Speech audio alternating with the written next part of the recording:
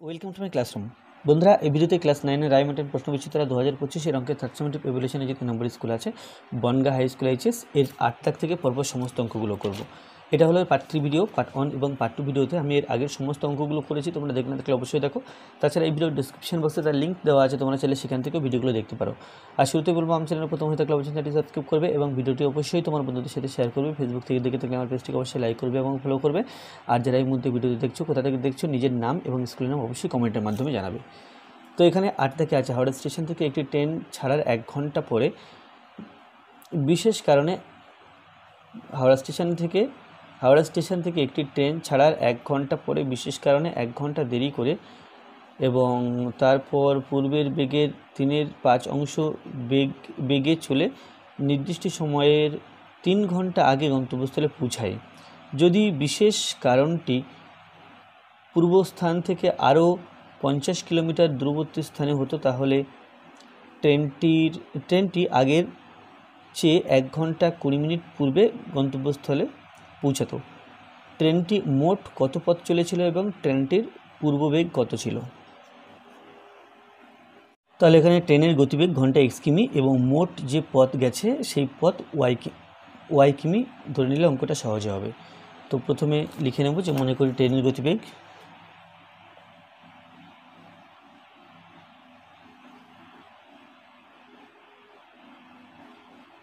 গতিবেগ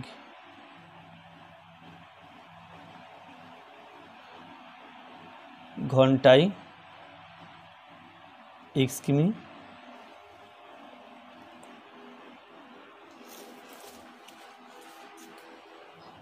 ও মোট পথ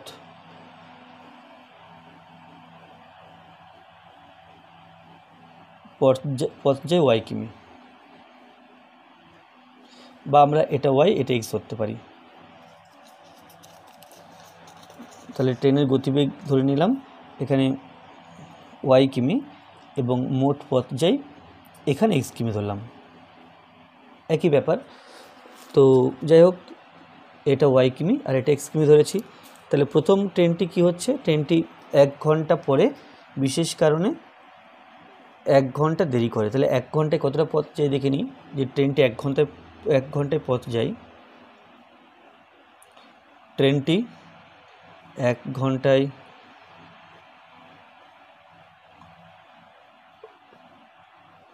পথ যায় সমান এটা y কিমি হবে।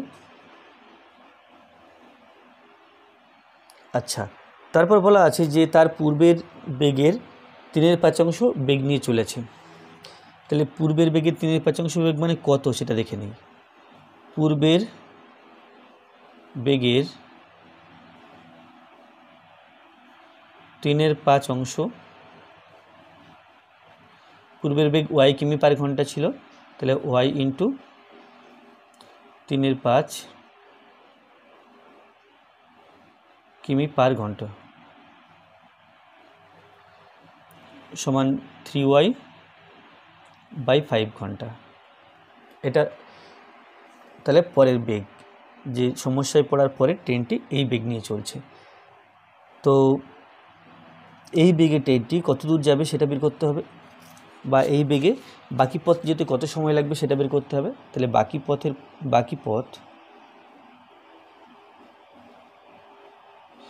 বাকি পথ সমান মোট ছিল x, তার থেকে y কিলোমিটার চলে গেছে, তাহলে x মাইনাস y। তাহলে এই পথ যেতে এই বেগে কত সময় লাগে সেটা বের করতে হবে। তাহলে ট্রেনটি, বা এটা আমরা বারবার এইভাবে না লিখে আমরা এইভাবে করতে পারি যে v সমান s/t, আমাকে t বের করতে হবে। তাহলে t সমান s/v, অর্থাৎ মোট দূরত্বকে গতিবেগ দিয়ে ভাগ করলে আমরা সময় পাই। আর যদি সূত্র দিয়ে না করতে চাই তাহলে লিখে করতে হবে। ট্রেনটি 3y/5 কিমি পথ যায়,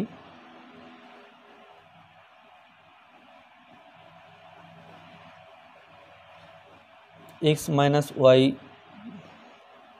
না, ট্রেনটি 3y/5 কিমি পথ যায় 1 ঘন্টায়।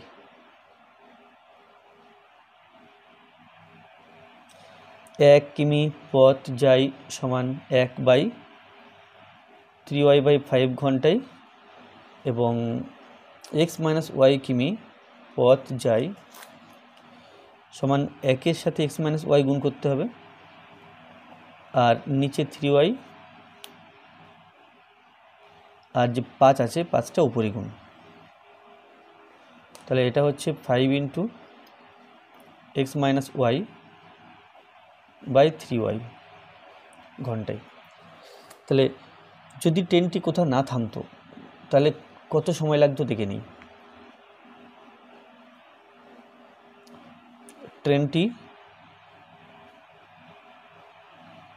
ঘন্টায় y কিমি বেগে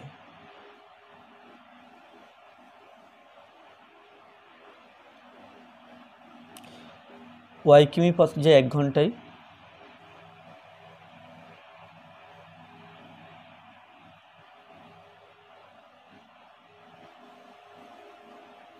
তারপরে 1 কিমি পথ যাই সমান 1/y ঘন্টায় এবং x কিমি পথ যাই মোট দূরত্ব x ছিল, এটা আছে, এটা হবে x/y ঘন্টায়। তো যদি কোথাও সমস্যা ছাড়াই ট্রেনটি যেত তাহলে x/y সময় লাগতো, বাট সমস্যা ঘটেছে সেই জন্য তার সময় বেশি লাগছে। কত বেশি লাগছে সেটা দেখে নিই। যে সমস্যার কারণে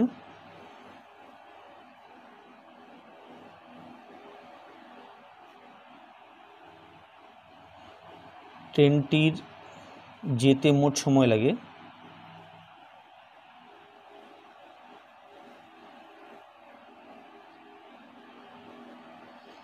সমান প্রথম 1 ঘন্টা গেছে, তারপর 1 ঘন্টা দাঁড়িয়েছিল।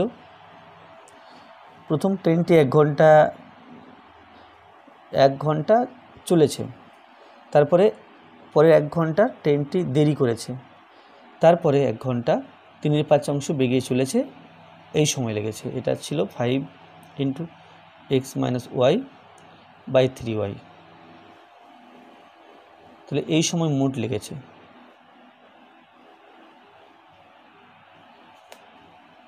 এটা হচ্ছে 2 + 5x - 5y/3y।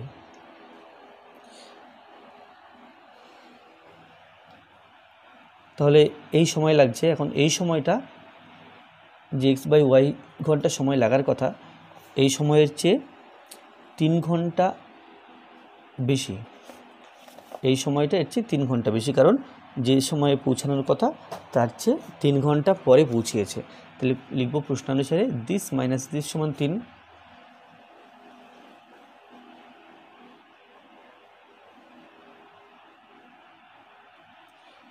2 + 5x - 5y/3y - x/y এর মান 3। এখান থেকে 1 নম্বর সমীকরণ তৈরি হবে। তাহলে মোট এই লসাগু হলো 3y, তাহলে নিচে 1 ধরতে হবে। তাহলে 1 দিয়ে 3y-কে ভাগ করলে 3y পাচ্ছি, তাই 2 দিয়ে গুণ, তাহলে 6y প্লাস 3y দিয়ে 3y-কে ভাগ করলে 1 পাই, 1 দিয়ে 5x - 5y-কে গুণ, তাহলে 5x - 5y মাইনাস y দিয়ে ভাগ করলে 3 পাচ্ছি, 3 আর x, তাহলে 3x, এটা সমান 3। তো 5x - 3x হয়ে গেল 2x প্লাস 6y - 5y, তাহলে হয়ে গেল y/3y সমান 3। এখান থেকে পাই 2x প্লাস y সমান 3 × 3 = 9,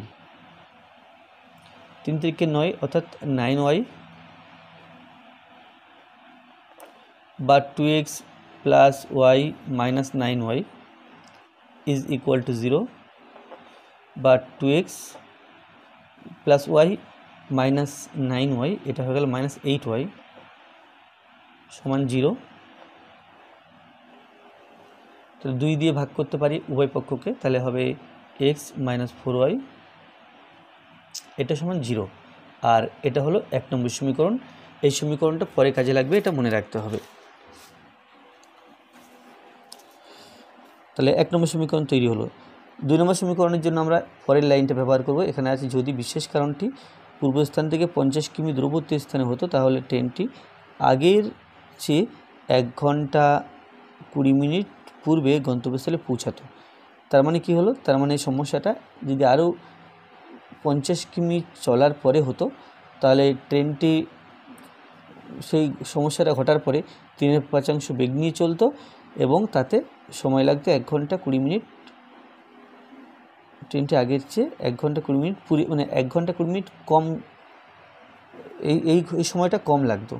অর্থাৎ যে 3 ঘন্টা সময় লেগেছিল এখানে 3 ঘন্টা থেকে 1 ঘন্টা 20 মিনিট কম সময় লাগতো। তো 50 কিমি দূরে যদি সমস্যাটা ঘটতো, তো যেখানে ঘটেছিল তার 50 কিমি দূরে ঘটছে, তাহলে মোট কত পথ গেল। এমনি অবস্থায় আগের যে শর্ত আছে সেই শর্ত 1 ঘন্টায় পথ গিয়েছিল ট্রেনটি কিমি। এখন বলছে যে পূর্বস্থান থেকে আরও 50 কিমি দূরে, তাহলে এটা প্লাস 50 কিমি দূরে, প্লাস 50, তাহলে এই প্লাস 50 কিমি পথ যেতে কত সময় লেগেছে সেটা বের করতে হবে।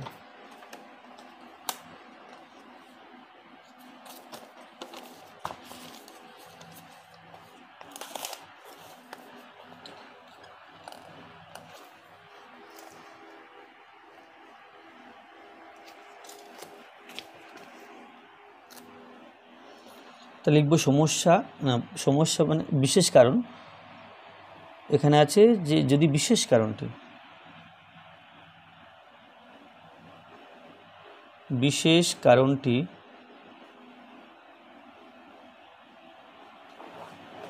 50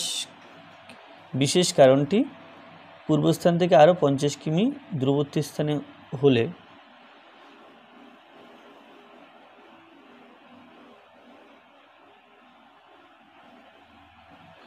আরও 50 কিমি দূরে ঘটলে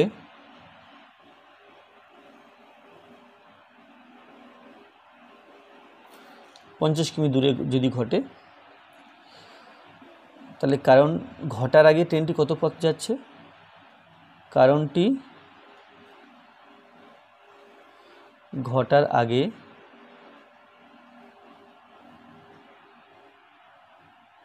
ট্রেন মোট পথ যায় সমান কিমি প্লাস আরও 50 কিমি। তাহলে এই পথ যেতে কত সময় লাগে বের করে নিই। এই পথ যেতে সময় লাগে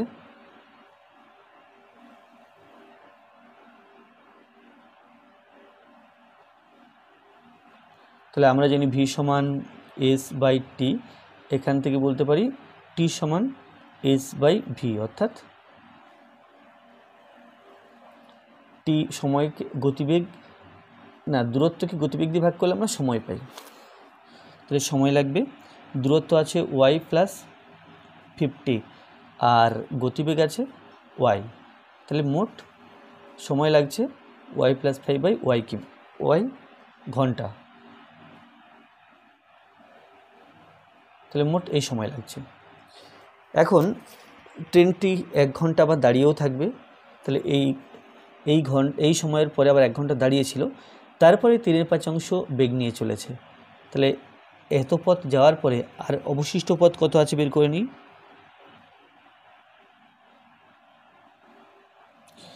অবশিষ্ট পথের পরিমাণ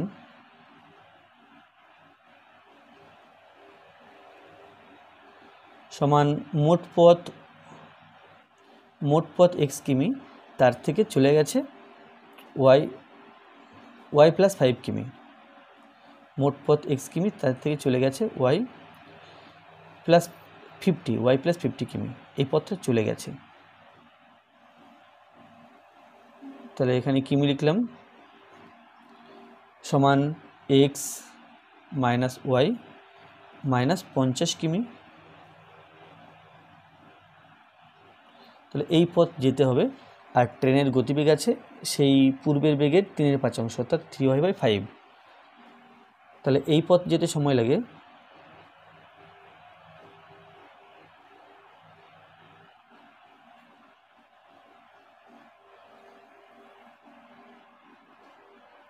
এই পথ যেতে সময় লাগে সমান, তাহলে দূরত্ব বাই গতিবেগ, এখানে দূরত্ব আছে এক্স মাইনাস ওয়াই মাইনাস 50, আর গতিবেগ আছে 3y বাই 5, তাহলে এত ঘন্টা। তো সরল করলে পাই, আমরা লিখতে পারি 5 into x minus y minus 50 by 3y, তাহলে এই সময় লাগছে। তাহলে সময় তিন জায়গাতে লাগলো। প্রথমে y প্লাস 50 কিমি পথ যেতে এই সময় লেগেছে, 1 ঘন্টা সেখানে দাঁড়িয়েছিল, আর বাকি পথ যেতে এই সময় লেগেছে। তাহলে এই তিনটে সময় যোগ করলে যেটা হবে সেটা 3 ঘন্টার চেয়ে 1 ঘন্টা 20 মিনিট কম। তাহলে লিখব প্রশ্নানুসারে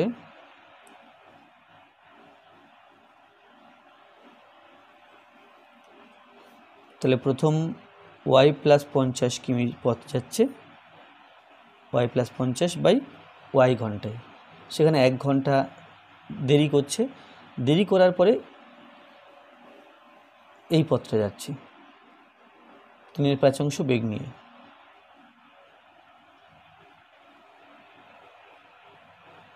তাহলে এই মোট, এটা প্রথম ক্ষেত্রে 3 ঘন্টা, যে নির্ধারিত সময় 3 ঘন্টা কম লেগেছিল, কিন্তু এখন নির্ধারিত 3 ঘন্টা কম হলে সেটা আমরা কীভাবে লিখেছিলাম একবার দেখে নিই।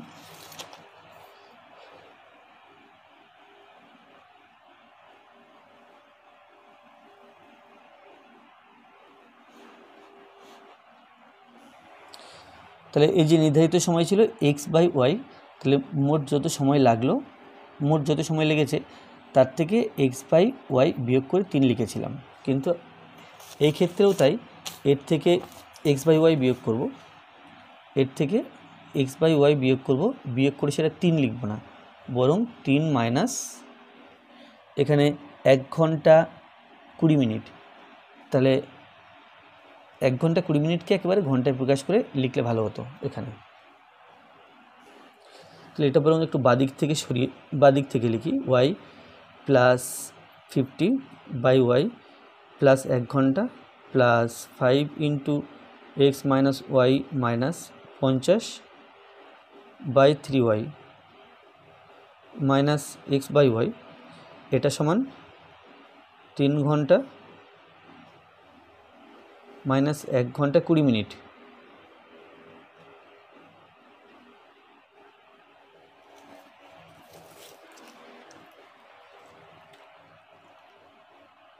তাহলে এখানে 1 ওয়াই 1 3y এবং y এর লসাগু 3y,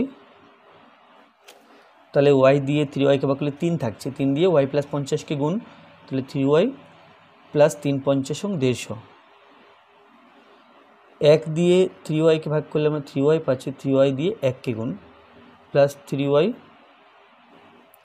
3y দিয়ে 3yকে ভাগ করলে 1 পাই, 1 দিয়ে 5কে গুণ, 5 1কে 5, তাহলে 5 দিয়ে গুণ করে ফেলবো, তাহলে 5x মাইনাস 5y মাইনাস 5 5 25, অর্থাৎ এটা হলো 250। y দিয়ে 3yকে ভাগ করলে 3 পাই, 3 দিয়ে xকে গুণ, তাহলে মাইনাস 3x সমান, এখানে 3 ঘন্টা আছে, তাহলে 3 লিখব, মাইনাস 1 ঘন্টা 20 মিনিটকে যদি আমরা ঘন্টায় পরিণত করি, তাহলে এখানে হবে 1 প্লাস 20 মিনিটকে ঘন্টায় পরিণত করছি, তাহলে 60 দিয়ে ভাগ, বা 3y হয়ে গেল 6y। আচ্ছা, প্রথমে এক্সগুলো দেখে নিই, এখানে 5x মাইনাস 3x, তাহলে এটা হলো 2x প্লাস 3y, এখানে plus 3y plus 6y minus 5y, plus 6 থেকে 5 বিয়োগ করলে প্লাস 1y, তাহলে প্লাস 1y, 1টা লিখব না।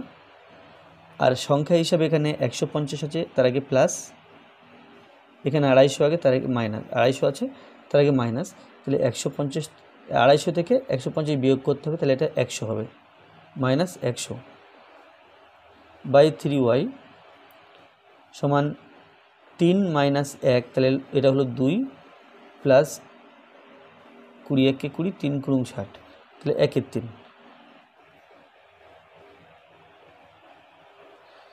বা আচ্ছা, তাহলে এটা হচ্ছে 3 দুগুণে 6 রেখে 7, 7-এর 3, আমরা উভয় দিক দিয়ে 3 3 কেটে দিতে পারি। তো নিচে তাহলে 1 আছে, এখন 1 দিয়ে 2x + y - 100 কে গুণ, 2x + y - 100 কে গুণ করলাম সমান 7, 7 দিয়ে y কে গুণ, তাহলে 7y, 2x + y, 7y কে লিখলে -7y, 100 কে ডান দিকে লিখছি, তাহলে মাইনাস না লিখে +100 হবে। 2x + y - 7y হয়ে গেল -6y = 100। উভয় পক্ষকে 2 দিয়ে ভাগ করব, তাহলে x - 3y = এটা হলো 50। এটা 2 নম্বর সমীকরণ। তাহলে 1 নম্বর সমীকরণ ছিল x - 4y = 0,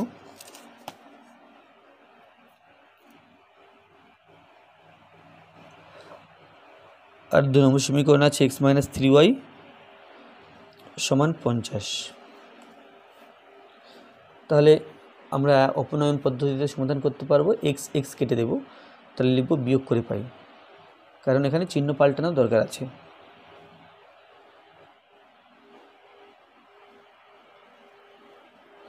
তাহলে এখানে মাইনাস হলো, এখানে প্লাস, এখানে মাইনাস, কেটে দিলাম x, তাহলে -4y + 3y, তাহলে -y = -50 বা y = 50।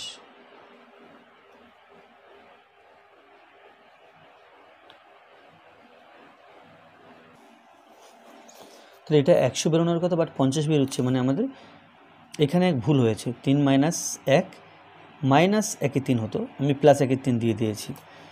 তো এই জায়গাটা হতো সমান 3 - 1 -1-এ 3, তাহলে 3 - 1 করলে 2 - 1-এ 3, তাহলে 3 দুগুণে 6, 6 থেকে 1 বিয়োগ করলে 5 হবে এটা, তাহলে 5-এর 3 হলো, এটা 5-এর 3। এখন বজ্রগুণ করলে এটা 7yটা হয়ে গেল 5y,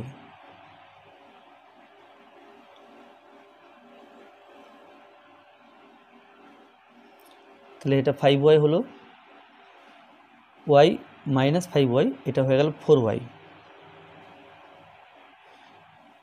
আর 2 দিয়ে ভাগ করলে পাই x - 2y, এটা হচ্ছে 2y = 50, এটা হবে 2y।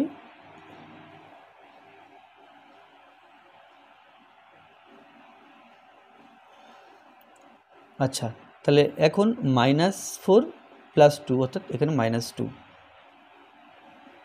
আর y সমান হবে -5 কেটে দিলাম, y = 50/2 = 25। আচ্ছা, তাহলে 1 নম্বর সমীকরণে y = 25 বসালে কি পাই দেখি। 1 নম্বর সমীকরণে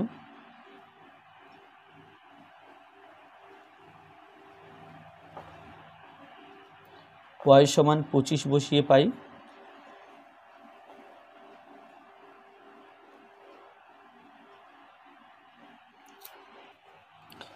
1 নম্বর সমীকরণ ছিল x - 4y = 0। এখন y এর জায়গাতে 25 বসিয়ে দিই, বা x - 4 × 25 = 100 = 0, বা x = 100। তাহলে ট্রেনটির গতিবেগ ঘন্টায় 25 কিমি, আর ট্রেনটি মোট পথ যায় এখানে 100 কিমি। তাহলে অতএব ট্রেনটির গতিবেগ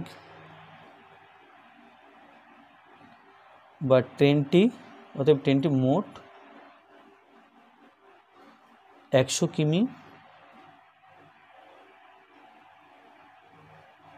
পথ যায় ও গতিবেগ 25 কিমি/ঘন্টা।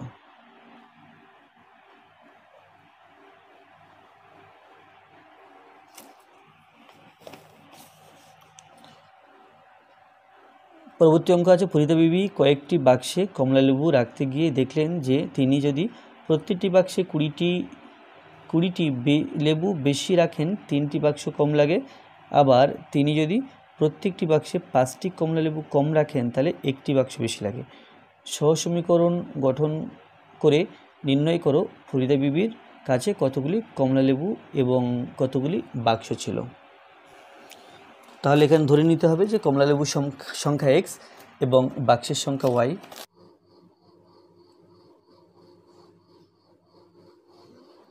তাহলে এখানে ধরবো যে বাক্সের সংখ্যা x, মনে করি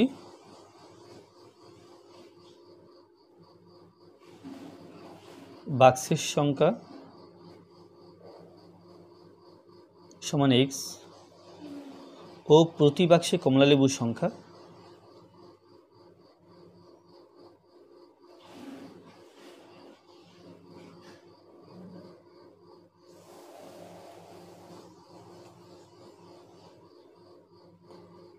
সমান y। তাহলে প্রতি বাক্সে কমলালেবুর সংখ্যা পেলাম, অতএব কমলালেবুর মোট সংখ্যা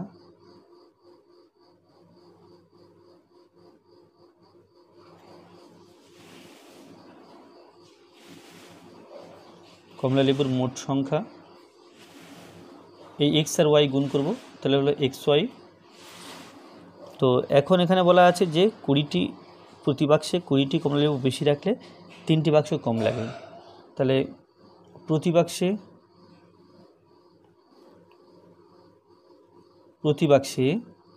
20টি কমলালেবু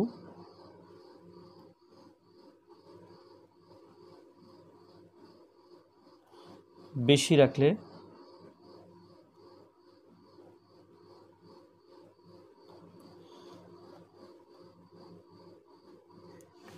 প্রতি বাক্সে কমলালেবু সংখ্যা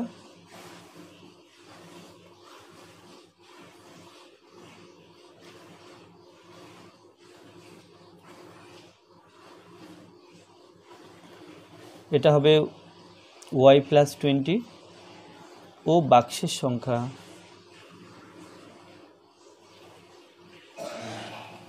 সংখ্যা সমান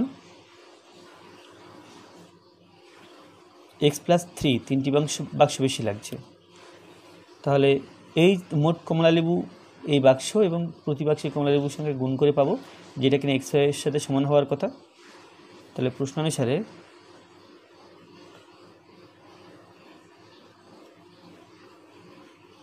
মোট কমলালেবুর সংখ্যা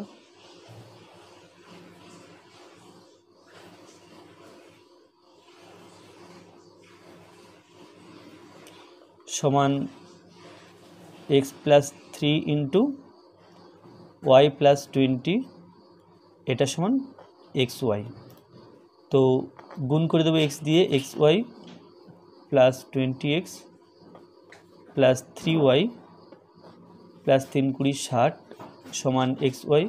উভয় দিক দিয়ে xy কেটে দিলাম, তাহলে পাচ্ছি 20x প্লাস 3y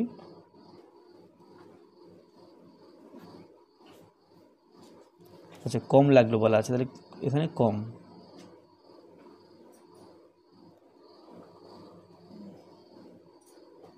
-3y, এটা -60, তাহলে সমান 60। এটা 1 নম্বর সমীকরণ নাম দিলাম। পরের বাক্যে বলা আছে তিনি প্রত্যেকটি বাক্সে 5টি কমলালেবু কম রাখতেন, তাহলে একটি বাক্স বেশি লাগতো।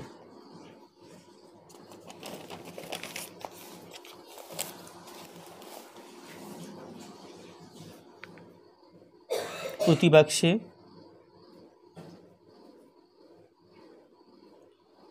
5টি কমলালেবু কম রাখলে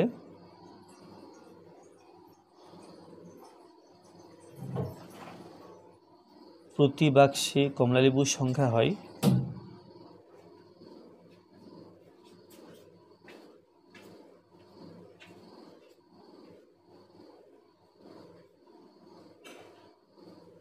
y-5 ও বাক্সের সংখ্যা হয়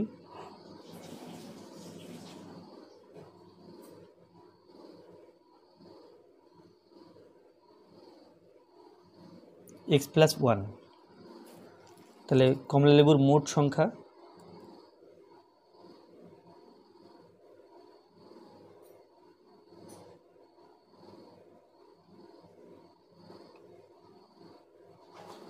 x plus one into y minus five, গুণ করলে এক্স ওয়াই মাইনাস ফাইভ এবং x minus five x, one এবং এদিকে ওয়াই, তাহলে ওয়াই ওয়ান এবং মাইনাস ফাইভ, তাহলে এটা হলো মাইনাস ফাইভ। তাহলে এটা হচ্ছে মোট কমলালেবুর সংখ্যা। তাহলে এটা এক্স ওয়াইয়ের সাথে সমান লিখতে হবে, যেহেতু মোট কমলালেবুর সংখ্যা এক্স ওয়াই ছিল। তাহলে প্রশ্ন অনুসারে x y minus five x plus y minus five is equal to x y. X y both side থেকে কেটে দিলাম, তাহলে minus five x plus y is equal to five. আর এটা হলো 2 নম্বর সমীকরণ। তাহলে এখানে 1 নম্বর সমীকরণ ছিল 20x minus 3y is equal two 60। এটা 20x minus 3y is equal two 60 ছিল 1 নম্বর সমীকরণ। আর 2 নম্বর সমীকরণ যেটা আছে এর সাথে 3 গুণ করলাম, তাহলে 3 5 15 minus 15x plus 3y is equal two 3 15, এই 3 5 15 এই পেলাম। এখন এখান থেকে ওয়াইকে অপনয়ন করে এক্সের মান এক্সের মান পাবো। তো এখানে লিখব যোগ করে পাই,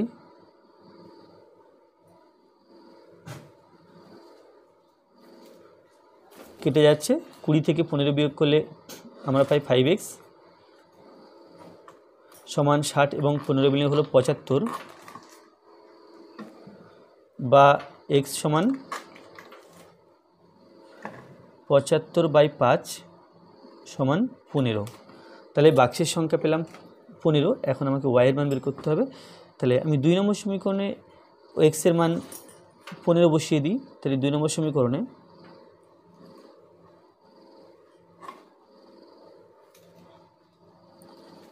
এক্স সমান 15 বসিয়ে পাই।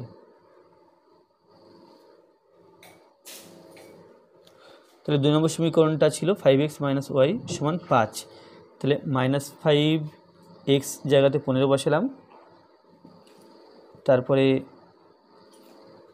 প্লাস ওয়াই সমান 5, বা 5 15 minus 75 plus y is equal to 5, বা ওয়াই সমান এদিকে 5 দিলাম, 75 ডান দিকে লিখলে প্লাস 75, তাহলে এটা হলো 80। এখন কমলালেবুর সংখ্যা এক্স ওয়াই, তাহলে এক্স ওয়াই সমান এক্সের মান 15 আর ওয়াইয়ের মান 80, গুণ করব 8 15 120, তাহলে এটা হলো 1200। অতএব কমলালেবুর সংখ্যা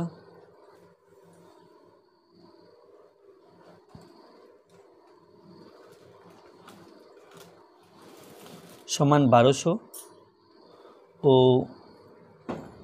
বাক্সের সংখ্যা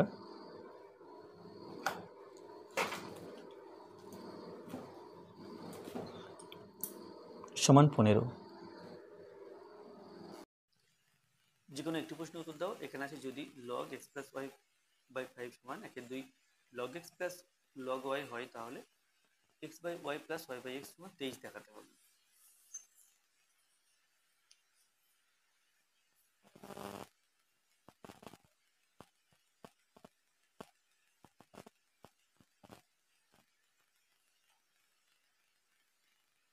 log x plus y by 5 সমান 1/2 log x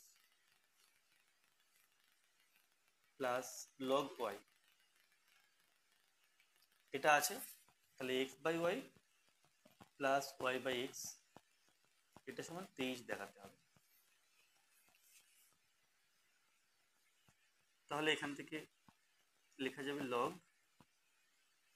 x plus y by 5 সমান 1/2 লগ, এখানে দেখো log x plus log y, এইভাবে প্লাস থাকলে আমরা লগ লিখে তার সামনে এক্স এবং ওয়াইকে গুণ করে লিখতে পারি এইভাবে লগ এক্স ওয়াই। নিচে 2 আছে, তাহলে বজ্র গুণ করলে এই 2টা এর সাথে গুণ হবে, 2x + y / 5 সমান লগ এক্স ওয়াই, বা এটা অন্যভাবে বলতে পারি উভয় পক্ষকে 2 দিয়ে গুণ করলাম, তাহলে এখানে একটা 2 চলে এলো, আর এখানে 1 এর 2 ছিল, তো 1 এর 2 এর সাথে 2 কেটে গিয়ে লগ এক্স ওয়াই থাকছে। এরপরে লগ এই 2টাকে এর পাওয়ারে লেখা যাবে, তাহলে x + y / 5 তার হোল স্কয়ার সমান লগ এক্স ওয়াই। দেখতে পাচ্ছি উভয় দিকে লগ আছে এবং লগের সাথে এখানে আছে x + y whole square, x + y / 5 whole square, এখানে আছে এক্স ওয়াই, তাহলে আমরা লিখতে পারি x + y / 5 হোল স্কয়ার সমান এক্স ওয়াই। অতএব x + y / 5 তার হোল স্কয়ার সমান এক্স ওয়াই।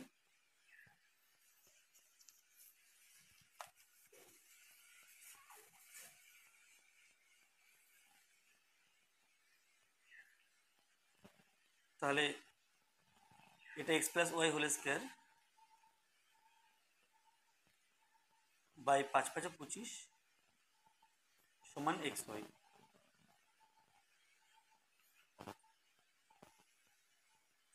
তো এটা a + b হোল স্কয়ার সূত্রে ভেঙে দেবো, যেটা a স্কয়ার প্লাস 2ab প্লাস b স্কয়ার, আর 25 দিয়ে এক্স ওয়াইকে গুণ করলে 25xy, বা x square plus y square সমান 25xy, আর 2xy লিখলে ডান দিকে -2xy, এটা হচ্ছে 23xy। উভয় পক্ষকে xy দিয়ে ভাগ করব, তাহলে x square by xy plus y square by xy সমান 23xy বাই xy। তাহলে একটা করে x কেটে দিলাম, একটা করে y কেটে দিলাম, এখানে x x y y কেটে দিলাম, তাহলে বাঁদিকে থাকছে x/y, এখানে y/x, আর ডান দিকে থাকছে 23। এটাই প্রমাণ করার ছিল, লিখতে হবে proofed.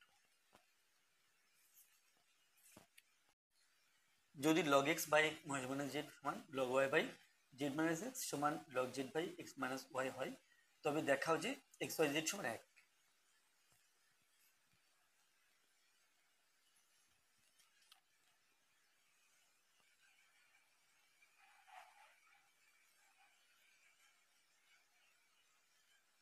log x by y - z log y by z - x সমান log z by x - y, তাহলে এটা দেওয়া আছে, তাহলে সমান ধরে নিই কে, তাই যদি হয় তাহলে log x সমান k ইন্টু দিস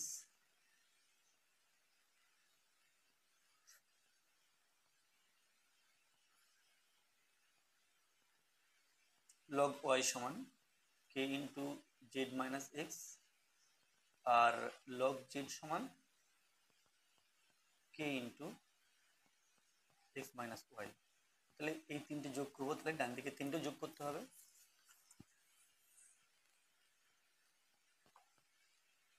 অতএব log x plus log y plus log z সমান কে কমন নিলে ডান দিকটা দেখো, ডান দিকটা এই তিনটে সংখ্যা আছে, তাহলে কে কমন নিয়েছি, তাহলে দিস প্লাস দিস লিখবো, কে এগুলো কমন নিয়েছি প্রথম,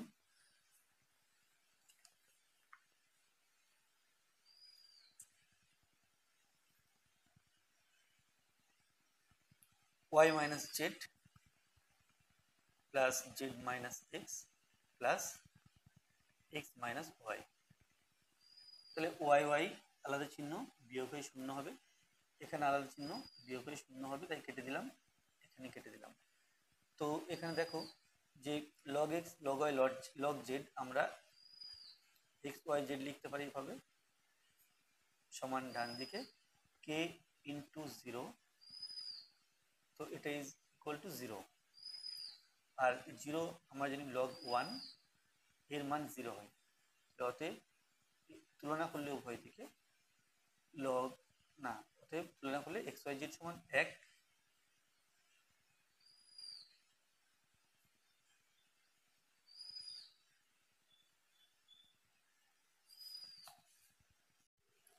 যে কোনো একটি প্রশ্নের উত্তর দাও। X plus z is equal to y, B square সমান এসি, তাহলে এর মান এক দেখাতে হবে।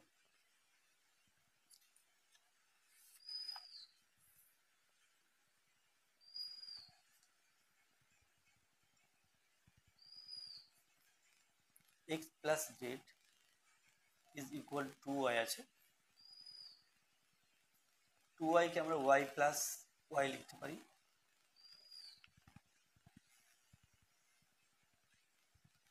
তাহলে এখানে এক্স মাইনাস ওয়াই সমান এক্স মাইনাস ওয়াই সমান ওয়াই মাইনাস জেড। আচ্ছা, এতটুকু পরে কাজে লাগাবো।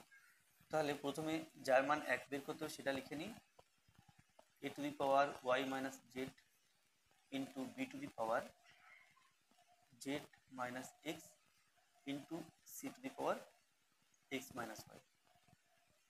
এটা আছে, এটার মান এক দেখাতে হবে।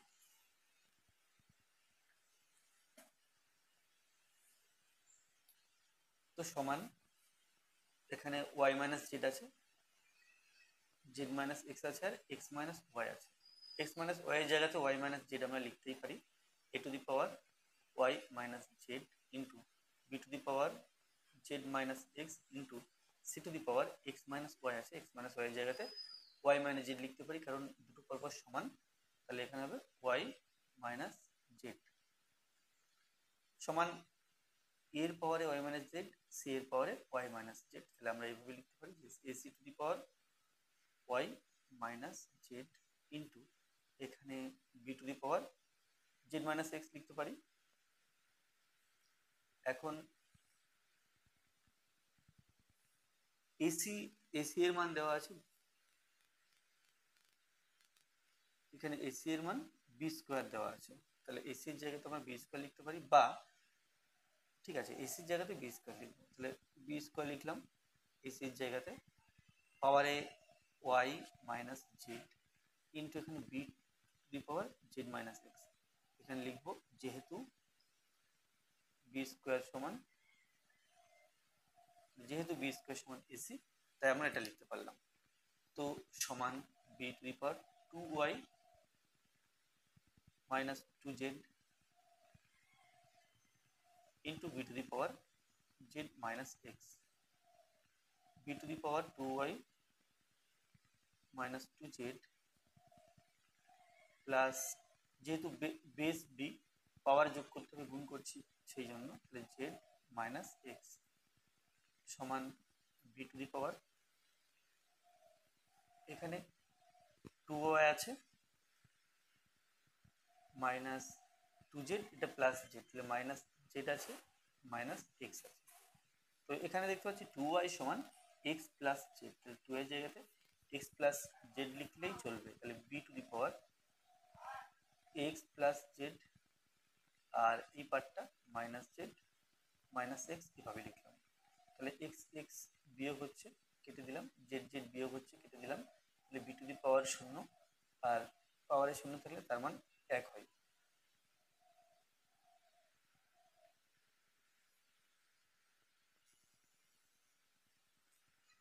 এ টু দি পাওয়ার এক্স সমান B to the power y সমান c to the power z, এবং এবিসি সমান এক, তাহলে দেখাও x y plus y z plus z x সমান শূন্য।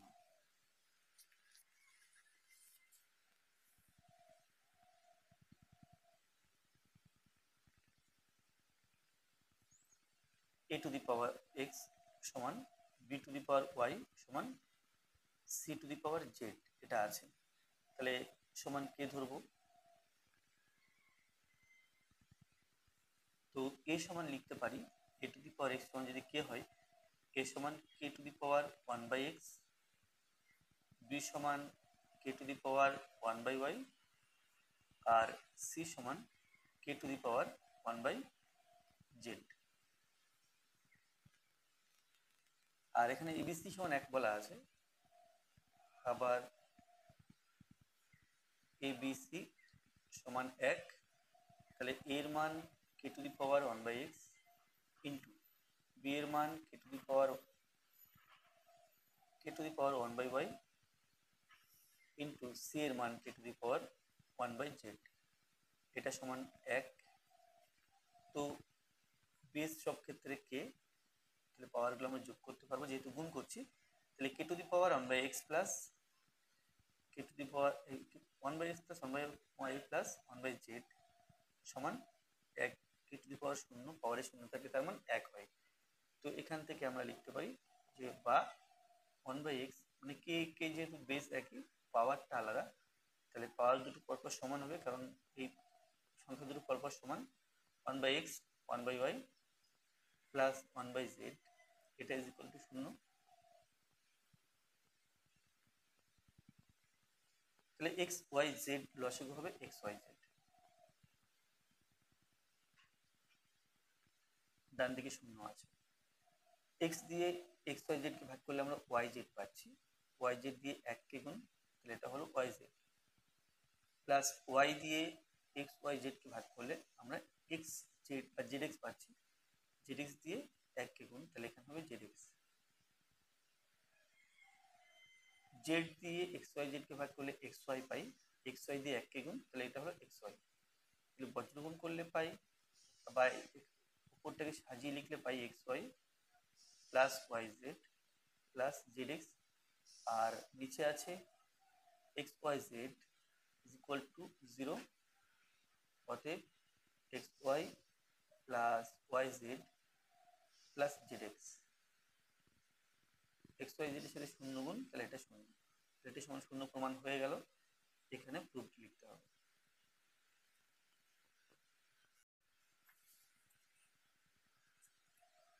পরবর্তী 11 দাগে আছে প্রমাণ করো যে কোনো ত্রিভুজের দুটি বাহুর মধ্যবিন্দু সংযোজক সরলরেখাংশ তৃতীয় বাহুর সমান্তরাল ও অর্ধেক। এটা তোমাদের টেক্সট বইতেই পেয়ে যাবে 124 পৃষ্ঠা, এটা 20 নম্বর উপপাদ্যটা এখানে 124 পৃষ্ঠা, এই যে 20 নম্বর উপপাদ্যটা যেহেতু এখানে করা আছে তো তোমরা এটা বই থেকেই করে নেবে, আমি আর এটা করাচ্ছি না।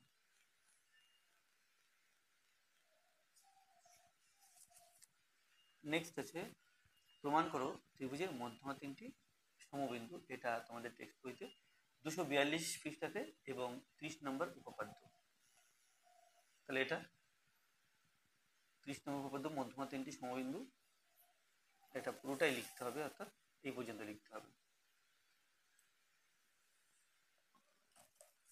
আর আছে ত্রিভুজ এবিসি এর মধ্যমা এডি মধ্যবিন্দু ই এবং বর্ধিত বিই এসি বাহুকে বিন্দুতে ছেদ করেছে, প্রমাণ করো এফ সমান 1/3 এসি। এটা উপপাদ্যের প্রয়োগে আছে 128 পৃষ্ঠা 8 দাগটা, এটাও তোমরা বই থেকে করে নিও।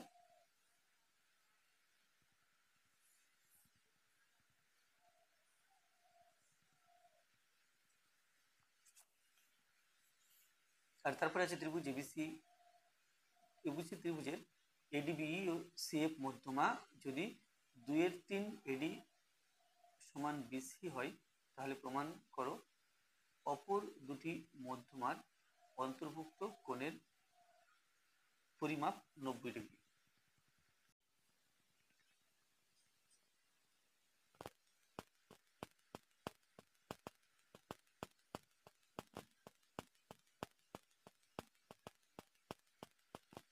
এবিসি ত্রিভুজের এডি বি সিএফ মধ্যমা,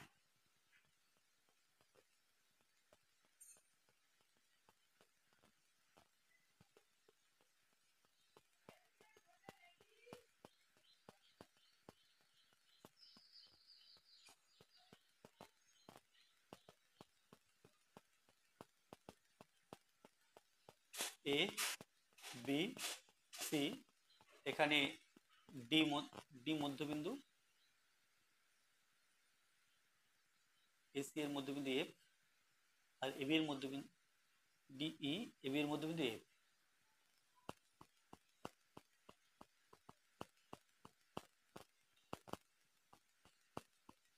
এই মধ্যমা দুটি পরস্পর উপর লম্ব, আর এটা হলো এডি মধ্যমা। এখানে যেখানে ছেদ করেছে এর নাম দিলাম জি। এরপরে অপর মধ্যমা দ্বয়ের দুটির অন্তর্ভুক্ত কোণ 90 ডিগ্রি, অর্থাৎ এই কোণটা 90 ডিগ্রি, সেটা প্রমাণ করতে হবে। তাহলে যে তথ্যগুলো দেওয়া আছে প্রদত্ত হিসেবে লিখব।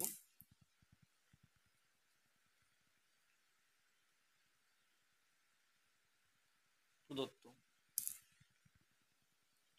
ত্রিভুজ এবিসি এর মধ্যমা এডি, বি ও সিএফ, এবং আরো দেওয়া আছে 2/3 এডি সমান বিসি। এবার যেটা প্রমাণ করতে হবে, প্রামাণ্য,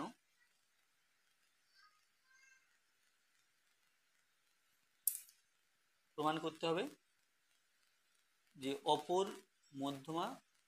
মধ্যমার অন্তর্ভুক্ত কোণের পরিমাপ 90 ডিগ্রি। তাহলে কোণ বিজিডি এটা সমান 90 ডিগ্রি, এটা প্রমাণ করতে হবে। তাহলে এই ছবি দিয়ে প্রমাণ হয়ে যাবে। সুতরাং এখানে কোনো কিছু অঙ্কন করার দরকার নেই, ডাইরেক্ট প্রমাণ শুরু করি। তাহলে এখানে যেটা দেওয়া আছে 2/3 AD is equal to BC, 2/3 AD is equal to BC আছে। তাহলে আমরা জানি যে এই যে AD আছে এর এটা 2 অংশ এবং এটা 1 অংশ, মোট 3 অংশ হলে এ থেকে জি পর্যন্ত 2 অংশ আর জি থেকে ডি পর্যন্ত 3 অংশ, অর্থাৎ জিডিটা এই এডি এর 1/3 অংশ। তাহলে এডির জায়গাতে এডি যে 2/3 এডি আছে, এডির জায়গাতে আমরা লিখতে পারি যে 3 জিডি।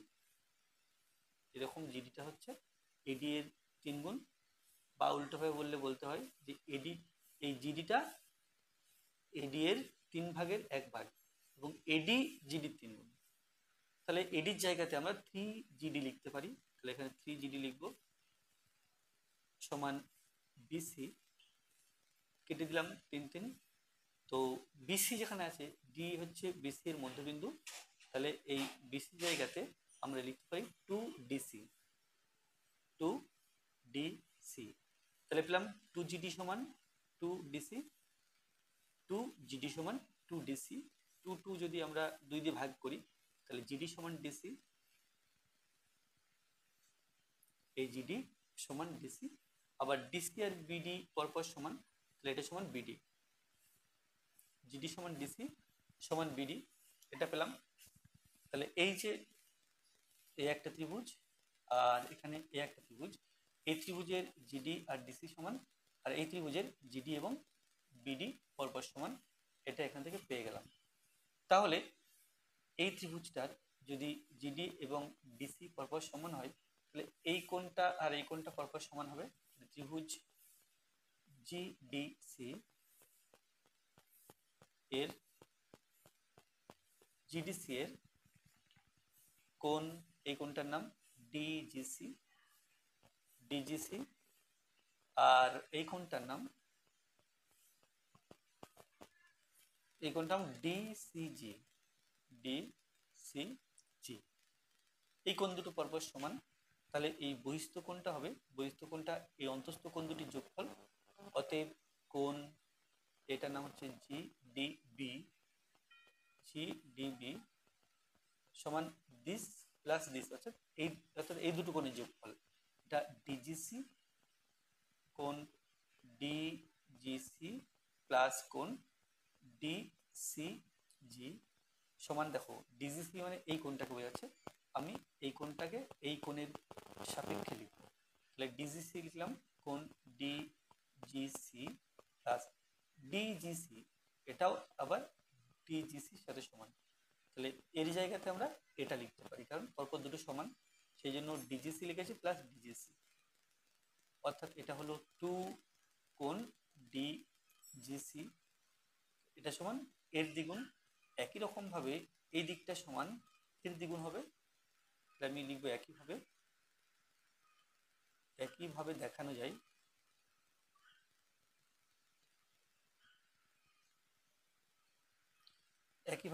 যায় কোণ এই এই সাইডেরটা জিডিসি, এই কোণটা এর ডাবল, এর নাম হচ্ছে এই কোণ হচ্ছে বিজিডি, কোণ বিজিডি এর সমান। তাহলে এখন যদি এই মানে 2 কোণ বিজিডি এর সমান, তাহলে এটা আরেকটা যদি যোগ করি, এর বাদিকে আছে জিডিবি অর্থাৎ এই কোণটা, আর এর বাদিকে আছে এই কোণটা, এই দুটো কোণ। তো এটা লিখলাম 2 ইন্টু, অতএব 2 ইন্টু 2 কমন নিলাম এর আর এর থেকে, তাহলে ডিজিসি প্লাস বিজিডি সমান এর বাদিকে আছে জিডিবি আর এর বাদিকে আছে জিডিসি, আর এই দুটো কোণ যোগ করলে এটা আর এটা কোণ যোগ করলে এটা 180 ডিগ্রি, অর্থাৎ সরল কোণ। তাহলে এটা সমান 180 ডিগ্রি।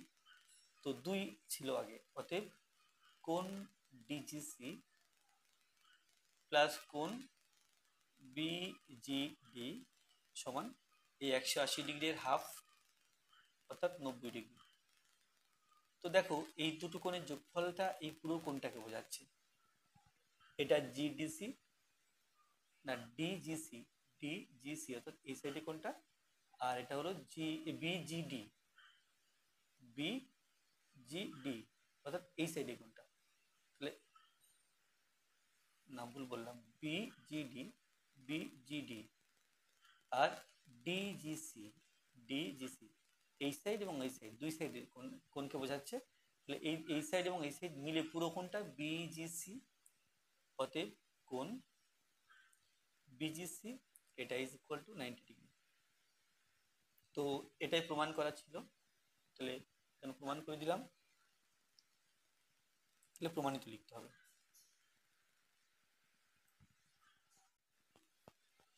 মহিম সাইকেলে চেপে 7 মিটার 5 ডেসিমিটার চওড়া একটি বৃত্তাকার পথের বাইরের ও ভিতরের ধার বরাবর সম্পূর্ণ একবার ঘুরতে যথাক্রমে 46 সেকেন্ড ও 44 সেকেন্ড সময় নেয়। ভিতরের ধার বরাবর বৃত্তটির ব্যাসের দৈর্ঘ্য কত? তাহলে যে বাইরের ধার আর ভিতরের ধার সম্পূর্ণ একবার ঘুরছে, এই ঘোরাটার সময় সে পরিধিকে অতিক্রম করছে বা পরিধি যত ওই পরিমাণ দূরত্ব যাচ্ছে। তাহলে বাইরের দিকের ক্ষেত্রে পরিধি বেশি হয়, সেক্ষেত্রে 46 সেকেন্ড সময় লাগছে, আর ভেতরের দিকের ক্ষেত্রে পরিধি কম হয়, সেক্ষেত্রে 44 সেকেন্ড সময় লাগছে। তো দেখতে কেমন সেটা ছবি আঁকলে আরো পরিষ্কার বোঝা যাবে। 13 তাহলে লেখা আছে মহিম সাইকেলে চেপে 7 মিটার 5 ডেসিমিটার চওড়া একটি বৃত্তাকার পথের বাইরের ও ভিতরের ধার বরাবর সম্পূর্ণ এক পাক ঘুরতে। তো ছবিটা যদি এখানে আঁকি, এটা সেই বৃত্তাকার পথ, আর এটা প্রথমটা আঁকলাম বাইরের, আর এটা এঁকেছি ভিতরের।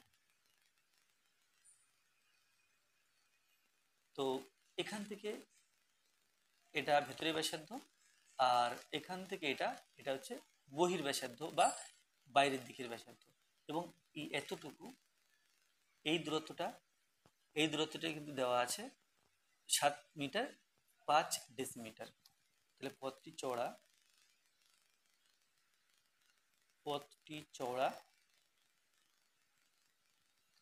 সমান 7 মিটার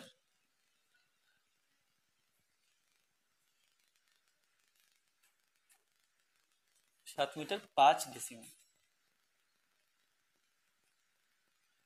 তাহলে মিটারকে ডেসিমিটার আমরা জানি কিলো হেক্টোডেকামিটার ডেসি, অর্থাৎ 10 ডেসিমিটারে 1 মিটার হয়। তাহলে টোটালটাকে ডেসিমিটার করে নেব। তাহলে 70 প্লাস 5 ডেসিমিটার সমান 75 ডেসিমিটার। তাহলে এটা 75 ডেসিমিটার হলো। এখন ভেতরের ব্যাসার্ধ সেটা যদি আমরা স্মল আর ধরি, এই বাইরের ব্যাসার্ধ সেটা হবে আর প্লাস 75 ডেসিমিটার। তাহলে মনে করি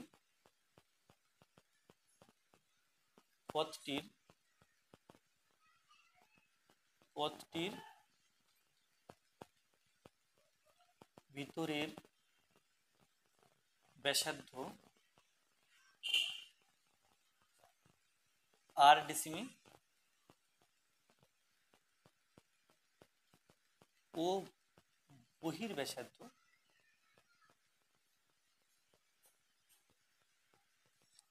সমান আর প্লাস 75 বেশি হবে, কারণ এটা 75 ডেসিমিটার চওড়া, তাহলে আর প্লাস 75 ডেসিমি। এখন দুই ক্ষেত্রে ব্যাসার্ধ পেয়ে গেছি, অন্তর ব্যাসার্ধ ও বহির ব্যাসার্ধ। তাহলে এবার পরিধি বের করতে পারবো।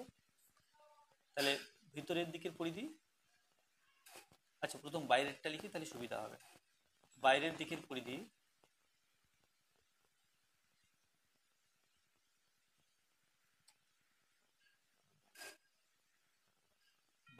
পরিধি সমান 2 পাই আর, এখানে আর এর জায়গাতে আছে আর প্লাস 75 ডেসিমি। আর ভিতরের দিকের পরিধি সমান 2 পাই আর, এখানে ব্যাসার্ধ আর ছিল তাহলে 8 ডেসিমি। তো এই দুই দূরত্ব যেতে সময় লাগছে 46 সেকেন্ড আর 44 সেকেন্ড। তাহলে এই যে দূরত্বের অনুপাত এবং সময়ের অনুপাত দুটো সমান হবে, কারণ কি দূরত্ব সময়ের সমানুপাতিক। তাহলে লিখব প্রশ্নানুসারে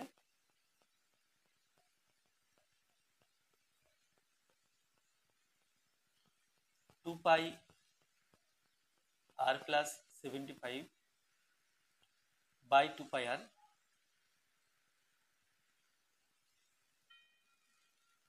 ইজ ইকুয়াল টু, এটা আছে 46/44। এখান থেকে আর এর মান বের করতে হবে। তাহলে ভিতরের ধার বরাবর বৃত্তটির ব্যাসের দৈর্ঘ্য কত, কারণ এখানে আর বের করতে হবে। আর বের করলে আমরা, আর হচ্ছে ভিতরের দিকে ব্যাসার্ধ, এই আর যত বেরোবে তাকে 2 দিয়ে গুণ করলে আমরা ভিতরের দিকে ব্যাস পেয়ে যাব। 2 পাই কেটে দিলাম, তাহলে পাচ্ছি বা আর প্লাস 75/2 ইজ ইকুয়াল টু, আচ্ছা এটা 2 দিয়ে 23 দুগুণে 46 আর এটা 22 দুগুণে 44। তাহলে 23/22 বা বজ্র গুণ করলে পাই 23 আর সমান 22 আর প্লাস 75 এবং 22 গুণ করতে হবে। তাহলে 75 দুগুণ 150, 75 দুগুণ 150, তাহলে সমান 1650 বা 23 আর মাইনাস 22 আর সমান 1650 বা আর সমান, বিয়োগ করে আর পেলাম 1650 ডেসিমি। তো এটা ব্যাসার্ধ বেরোলো। তাহলে আমার ব্যাস বের করতে হবে, বা 2 আর সমান 1650 ইন্টু 2, এত ডেসিমি।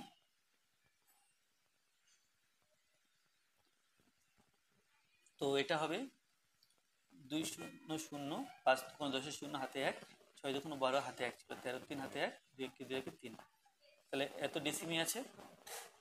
তাহলে 3, এটা ডেসিমিটারে ছিল, মিটার করতে গেলে আমাকে 10 দিয়ে ভাগ করতে হবে, 330/10 মিটার। তাহলে এটা হচ্ছে সমান 330 মিটার। তাহলে ভিতরের দিকের ব্যাস হচ্ছে 330 মিটার। 2 আছে 196 বর্গ সেমি, ক্ষেত্রফলের একটি বর্গাকার পিতলের পাত থেকে 4টি সর্ববৃহৎ বৃত্তাকার পাত কেটে নেওয়া হলো। প্রতিটি বৃত্তাকার পাতের পরিধি কত? তাহলে এটা ক্ষেত্রফল দেওয়া আছে, আর এটা ছিল এটা বর্গ সেমি ক্ষেত্রফল বিশিষ্ট একটি বর্গাকার পিতলের পাত, এটা বর্গাকার।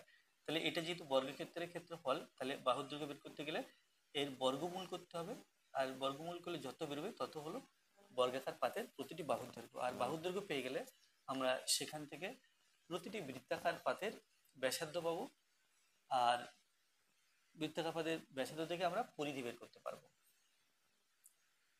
13-2। তো এখানে একটা বর্গাকার পাত আঁকছি, মোটামুটি এরকম দেখতে। এই বর্গাকার পাতকে সমান 4 ভাগে ভাগ করে দিলাম।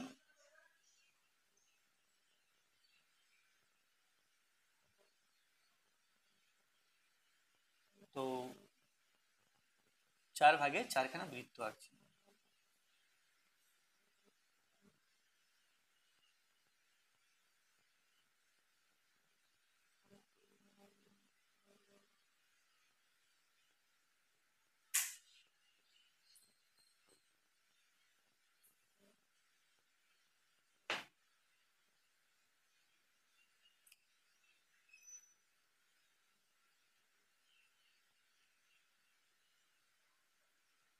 চারটি বৃত্ত আঁকা হয়েছে।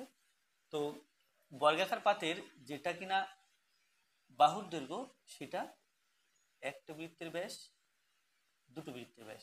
তাহলে একটা বাহুর দৈর্ঘ্য দুটো বৃত্তের ব্যাসের সমান। তাহলে এখানে প্রথমে বাহুর দৈর্ঘ্য বের করে নিই। বর্গাকার পাতের ক্ষেত্রফল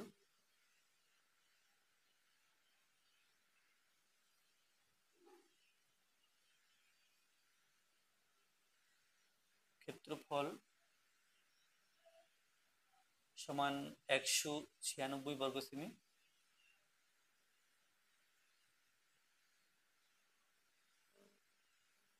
অতএব বাহুর দৈর্ঘ্য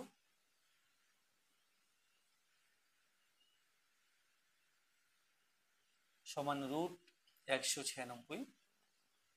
এটা বাহুর দৈর্ঘ্য যেহেতু এখানে বর্গ সেমি না হয়ে সেমি হবে। তো 196 এর বর্গমূল 14, তাহলে এটা হলো 14 সেমি। তাহলে 14 সেমির মধ্যে কি আছে? 14 সেমির মধ্যে দুখানা বৃত্তের ব্যাস আছে। তাহলে দুটি বৃত্তের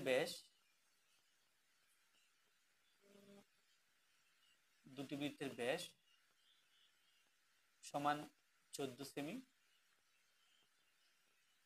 এখানে মনে রাখতে হবে যে সর্ববৃহৎ যে বৃত্ত আঁকা যাবে বা বৃত্তাকার ক্ষেত্র তৈরি মানে কেটে নিতে পারবো, সেটা সেই বৃত্তগুলি কিন্তু একে অপরকে এইভাবে টাচ করে থাকবে।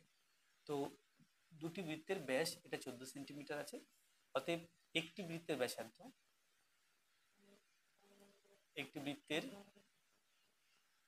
ব্যাসার্ধ,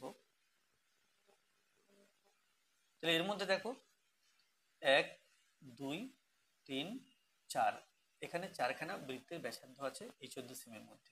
তাহলে 14কে 4 দিয়ে ভাগ করতে হবে সেন্টিমিটার। 2 দিয়ে কাটাকুটি করলে 7 × 14, এটা 2, এটা হলো সমান 7/2 সেন্টিমিটার। তো এটা বেরোলো প্রতিটি বৃত্তাকার ক্ষেত্রের ব্যাসার্ধ বেরোলো। তাহলে অতএব পরিধি সমান একটি বৃত্তের ব্যাসার্ধ এত, আর পরিধি সূত্র 2πr সমান 2 × পায়ের মান 22/7 ইন্টু আর এর মান 7/2, হিসাব করে যত হবে তত সেন্টিমিটার। তো 7 7 কেটে দিলাম, 2 2 কেটে দিলাম, তাহলে সমান 22 সেন্টিমিটার।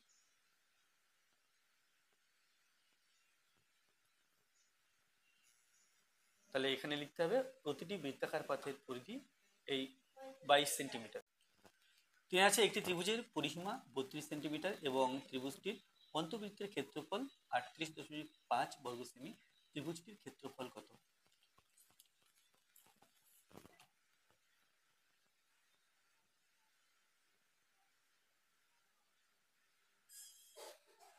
তাহলে এখানে প্রথমে একটা ত্রিভুজ আঁকতে হবে। এখন ত্রিভুজের কোনো ধরন বলা নেই, সেই জন্য যে কোনো ধরনের ত্রিভুজ আমরা আঁকতে পারি।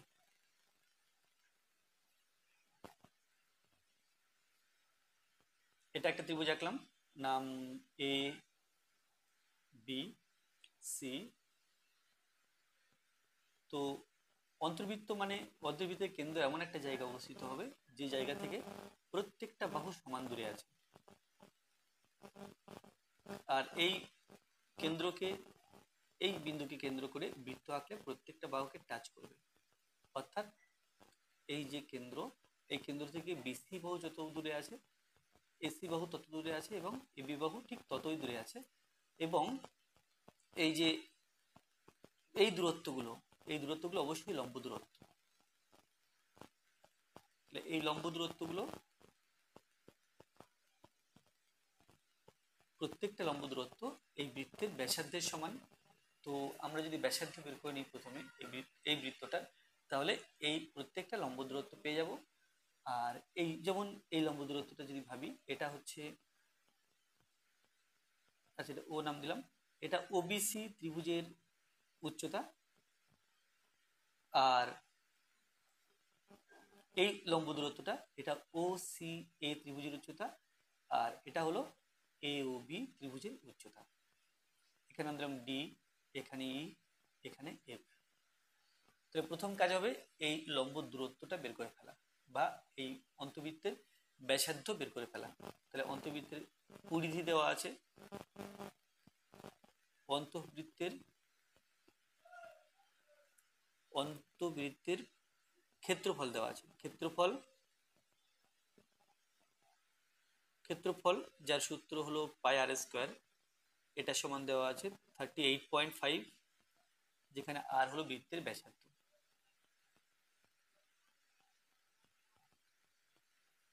তাহলে পায়ের মান 22/7 বসিয়ে দিলাম, ইন্টু আর স্কোয়ার সমান 38.5, দশমিক দিলাম না, তার দরুন নিচে একটা 10 বসিয়ে দিয়েছি। তাহলে এখান থেকে আর এর মান বের করতে হবে। সো আর স্কোয়ার সমান 385/10 ইন্টু, বাদিকে 22/7 আছে, ডান দিকে গিয়ে এটা 7/22 হবে। তো যদি কাটাকুটি করি আমরা 11 দিয়ে, 11 দুগুণ 22, আর এই সংখ্যাটাকে 11 দিয়ে কাটাকুটি করলে 3 8 5, 11 দিয়ে কাটাকুটি করছি, তাহলে 3 11 33, এটা 5, 5 11 55, তাহলে এখানে পেলাম 35। 5 দিয়ে কাটলে 5 দুগুণ 10, এটা 5 7 35, তাহলে পেলাম 7 দুখানা, তাহলে 7-এর স্কোয়ার, আর 2 দুখানা, তাহলে 2-এর স্কোয়ার। আর স্কোয়ার সমান যদি 7 স্কোয়ার বাই 2 স্কোয়ার হয়, এখান থেকে পাই আর সমান 7/2। এখন এবিসি ত্রিভুজের পরিসীমা দেওয়া আছে। তাহলে ত্রিভুজটি এবিসি হলে, ত্রিভুজটি এ বি সি হলে AB plus BC plus CA, অর্থাৎ এই তিনটি বাহুর যোগফল, এই পরিসীমা, তিনটি বাহুর যোগফলই হলো পরিসীমা, এটা দেওয়া আছে 32 সেন্টিমিটার। এখন এবিসি ত্রিভুজের ক্ষেত্রফল বের করতে হবে। তাহলে ত্রিভুজ এবিসি এর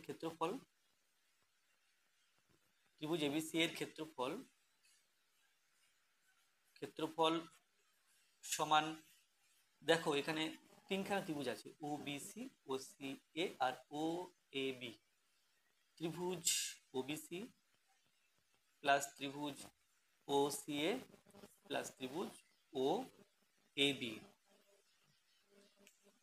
তাহলে ত্রিভুজ ওবিসি যেটা আছে, ওবিসি এর ক্ষেত্রফল হচ্ছে 1/2 ইন্টু ভূমি ইন্টু উচ্চতা। তাহলে 1/2 ইন্টু ভূমি জায়গাতে বিসি লিখলাম, আর উচ্চতার জায়গাতে ওডি। ওডি না লিখে আমরা একেবারে 7/2 লিখতে পারি, যাই হোক, তো ওডি লিখে দিলাম, ওডি প্লাস এই ত্রিভুজটা 1/2 ইন্টু এসি, 1/2 ইন্টু এসি বা সিএ ইন্টু এর উচ্চতা হলো ওই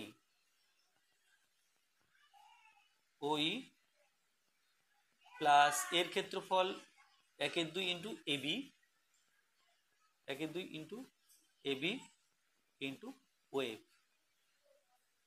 তো সমান 1/2, বা এটা BC/2 লিখলাম, BC/2।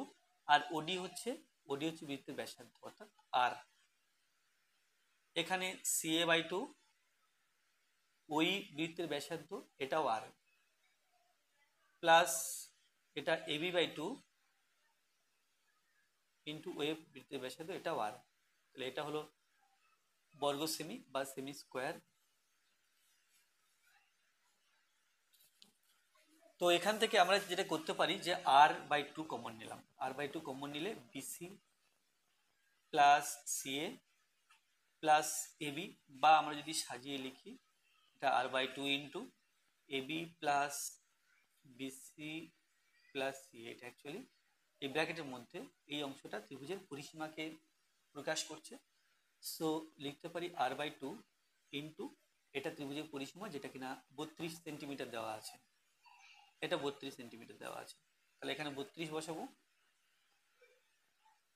এটা সিএম স্কোয়ার।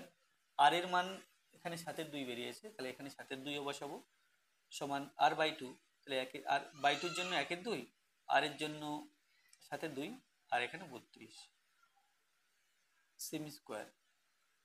তাহলে 16 দুগুণ 32, 8 দুগুণ 16, 7 এবং 8 27টা 56। তাহলে এটা হলো 56 সেমি স্কোয়ার। এটাই হচ্ছে এই ত্রিভুজটির ক্ষেত্রফল। তাহলে এটা 13/3 হয়ে গেল।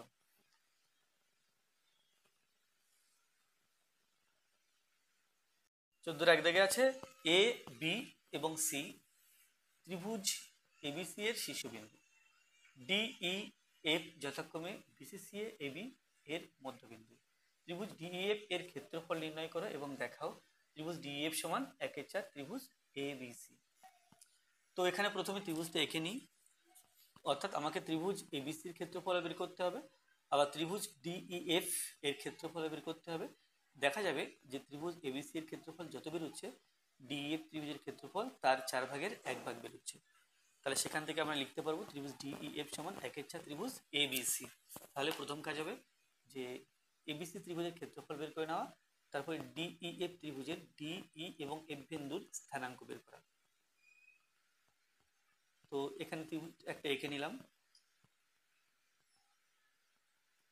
এটা হলো এ বি সি, আর বিসি এর মধ্যবিন্দু ডি, এটা অঙ্কের মধ্যে বলা আছে।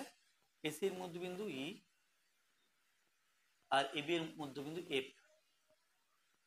তাহলে এই বিন্দুগুলো যোগ করলে আমরা আর একখানে ত্রিভুজ পাচ্ছি, ডিএফ ত্রিভুজ। তো এখানে এ বিন্দু যেটা আছে, এ বিন্দুর স্থানাঙ্ক -1,5, বি বিন্দু যেটা আছে এটা 3,1, আর সি বিন্দু যেটা আছে, সি বিন্দুর স্থানাঙ্ক 5,7। তাহলে প্রথম ত্রিভুজ এবিসি এর ক্ষেত্রফল বের করি। ত্রিভুজ এবিসি এর ক্ষেত্রফল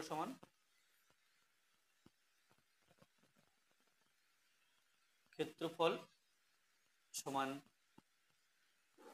এখানে লিখবো 1/2, তারপরে second bracket x1 into y2 minus y3 plus x2 into y3 minus y1 plus x3 into y1 minus y2।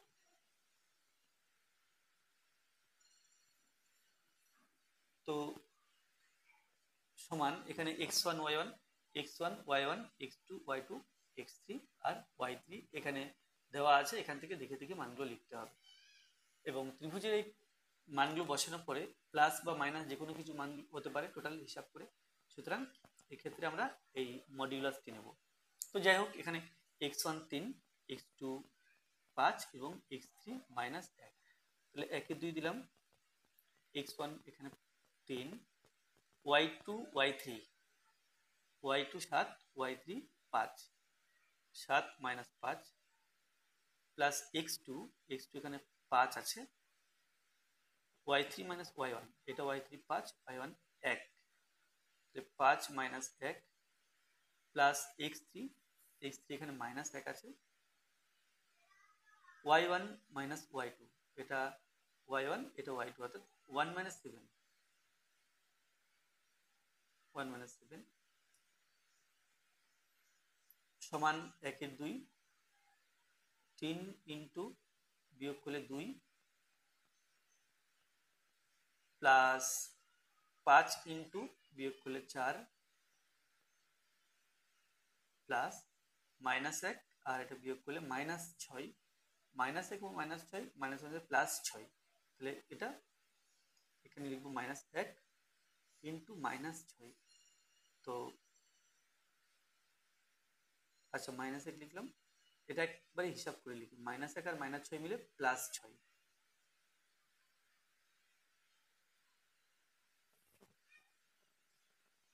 সমান, আচ্ছা এটা বর্গ একক লিখতে হবে, এটা বর্গ একক, তাহলে 1 এর 3, 3 দুগুণ 6 প্লাস 4 5 20 প্লাস এখানে 6 সমান 1 এর 2, 6 6 12, এটা 32 সমান 1 এর 2 ইন্টু 32 বর্গ একক, তাহলে 32 আর 16 বর্গ একক। তাহলে এটা এবিসি ত্রিভুজের ক্ষেত্রফল বেরোলো। এবার ডি ই এফ ত্রিভুজের ক্ষেত্রফল বের করতে হবে, তার মধ্যে ডি বিন্দুর স্থানাঙ্ক বের করতে হবে। তাহলে ডি বিন্দুর স্থানাঙ্ক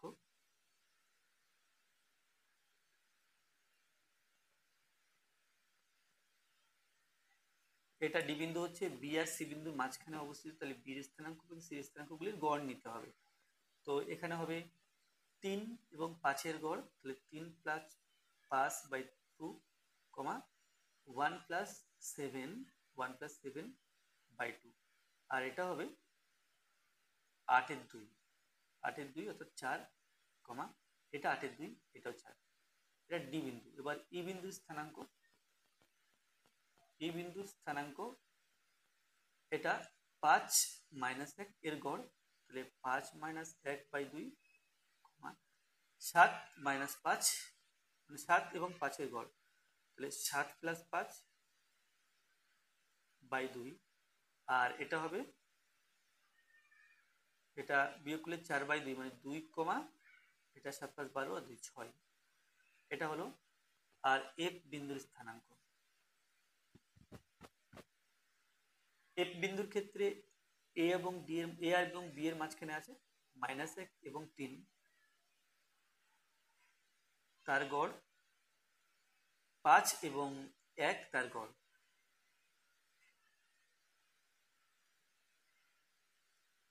তো এখানে হচ্ছে বিয়োগ করলে 2/2 মানে 1 হলো, এটা 6/2 অর্থাৎ 3 হলো। তাহলে ত্রিভুজ ডিইএফ এর ক্ষেত্রফল বের করতে পারবো এখন। ত্রিভুজ ডিইএফ এর ক্ষেত্রফল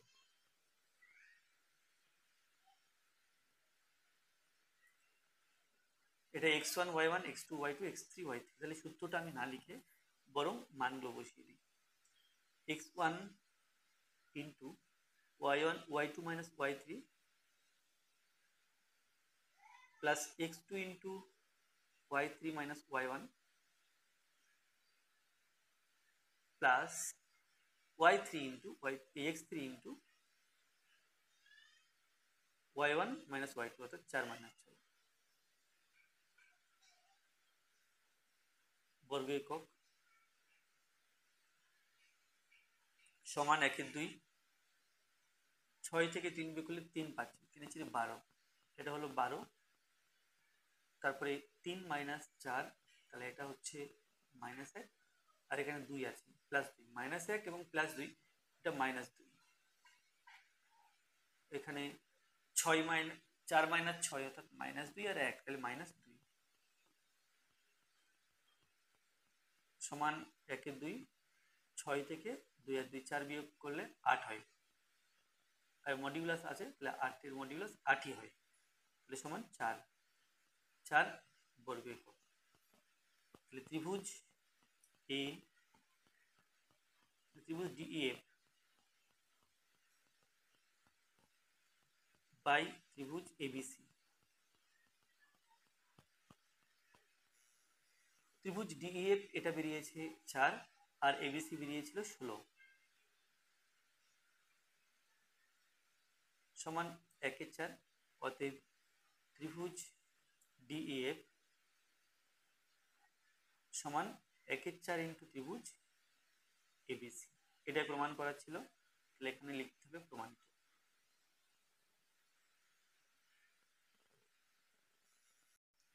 একটি ত্রিভুজের তিনটি শীর্ষবিন্দুর স্থানাঙ্ক যথাক্রমে 4,-3 -5,2 এবং x,y যদি ত্রিভুজটির ভরকেন্দ্র মূল বিন্দুতে হয় তাহলে x ও y এর মান নির্ণয় করো। অর্থাৎ ভরকেন্দ্র মূল বিন্দুতে মানে যার স্থানাঙ্ক হবে 0,0 আর ত্রিভুজের তিনটি শীর্ষবিন্দুর স্থানাঙ্ক দেওয়া থাকলে আমরা কি করি, ভরকেন্দ্রের স্থানাঙ্ক বের করার সময় x স্থানাঙ্ক যেগুলো যোগ করি 3 দিয়ে ভাগ, আর y স্থানাঙ্কগুলো যোগ করে 3 দিয়ে ভাগ করে ভরকেন্দ্রের স্থানাঙ্ক বের করি। তাহলে এখানে লিখে নিতে হবে যে মূল বিন্দুর স্থানাঙ্ক 0,0, মূল বিন্দুর স্থানাঙ্ক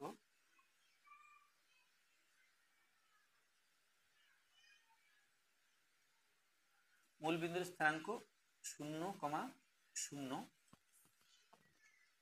আচ্ছা, ত্রিভুজ যদি এঁকে ফেলি তাহলে আমাদের অঙ্কটা করতে সুবিধা হবে। এ বিন্দুর স্থানাঙ্ক 4,-3 লিখে দিলাম, তারপরে বি -5,2 লিখে নিলাম এবং সি স্থানাঙ্ক x, y লিখে নিলাম। তাহলে ভরকেন্দ্র অর্থাৎ মধ্যমা তিনটির ছেদবিন্দুকে ভরকেন্দ্র বলা হয়।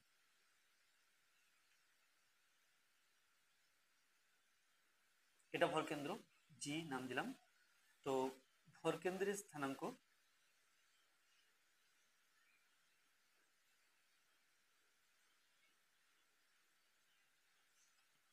প্রথমে -5 x এবং 4,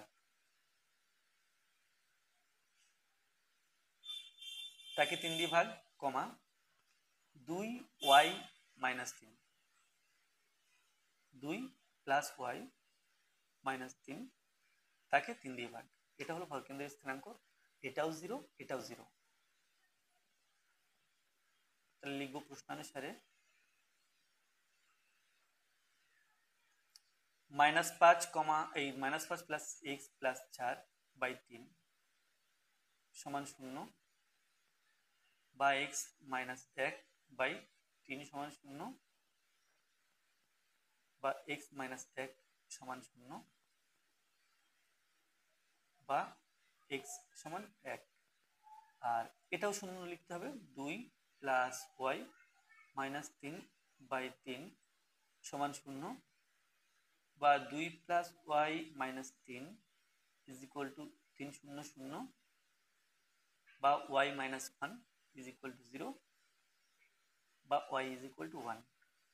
অতএব x = 1 ও y = 1। ত্রিভুজ এবিসি অঙ্কন করো যার এবি সমান 6 সেন্টিমিটার, বিসি সমান 9 সেন্টিমিটার, কোণ এবিসি সমান 55 ডিগ্রি। ত্রিভুজ এবিসি এর সমান ক্ষেত্রফল বিশিষ্ট একটি সমান্তরিক অঙ্কন করো যার একটি কোণ 60 ডিগ্রি এবং একটি বাহুর দৈর্ঘ্য এসি বাহুর অর্ধেক। তাহলে এসি বাহু সমদ্বিখণ্ডক অঙ্কন করতে হবে, এটা আমাদের মাথায় রাখতে হবে। তাহলে ত্রিভুজটি আঁকতে হবে যেন এসি বাহুটা নিচের দিকে থাকে, অর্থাৎ ত্রিভুজটার নাম আমরা এভাবে দেব, এ বি সি। না হচ্ছে না, এ বি সি এভাবে নামটা দেবো। তাহলে এসি বাহু লম্ব সমদ্বিখণ্ডক আঁকবো এবং সমান্তরিকের একটি বাহুর দৈর্ঘ্য এসি বাহুর অর্ধেক হবে। তাহলে প্রথমে 6 সেন্টিমিটার এবং 9 সেন্টিমিটার মাপের দুটি সরলরেখা নিয়ে নিতে হবে। একটা দৈর্ঘ্য হবে 6 সেন্টিমিটার আর একটা হবে 9 সেন্টিমিটার। তো এখান থেকে নিলাম, এটা 6 সেন্টিমিটার আর এটা হলো 9 সেন্টিমিটার এবং একটা 55 ডিগ্রি কোণ চাঁদার সাহায্যে এঁকে নিতে হবে। তাহলে এটা 6 সেমি আর এটা 9 সেমি। 6 সেমি এটা হলো এবি আর 9 সেন্টিমিটার এটা হলো বিসি। তারপরে চাঁদার সাহায্যে 55 ডিগ্রি কোণ আঁকতে হবে। তো চাঁদার সাহায্যে কোণ আঁকার ক্ষেত্রে প্রথমে যে কোনো একটা বিন্দু নিয়ে নিতে হবে। তো এখানে বিন্দুটা নিলাম, এবার এই বিন্দু মিলিয়ে বসাবো। এই 0 আছে, 0 সোজাসুজি একটা বিন্দু দেব আর 10 20 30 40 50 50 আর ছোটো 5 ঘর এটা 55, এটা একটা বিন্দু দেব। এখন দিয়ে এই বিন্দু যুক্ত করলাম আর এখান থেকে এই বিন্দু যুক্ত করলাম, এটা হয়ে গেল 55 ডিগ্রি কোণ। 55 ডিগ্রি এর নাম এবিসি, এ বি সি। এখন ত্রিভুজটাকে আঁকতে হবে। তো আর সামন্ত্রিকের যে 60 ডিগ্রি কোণ সেটা আমরা পরে আঁকছি। তো প্রথমে যে কোনো মাপের একটা সরলরেখা নিয়ে নেব, সেটা যেন অবশ্যই 9 সেন্টিমিটার অপেক্ষা বড় হয়। এখানে একটা সরলরেখা নিয়ে নিলাম। এখন এখানে যদি সি নাম দেবো আমি, সি এ বি সি, তাহলে এর নাম দিলাম C x, C x.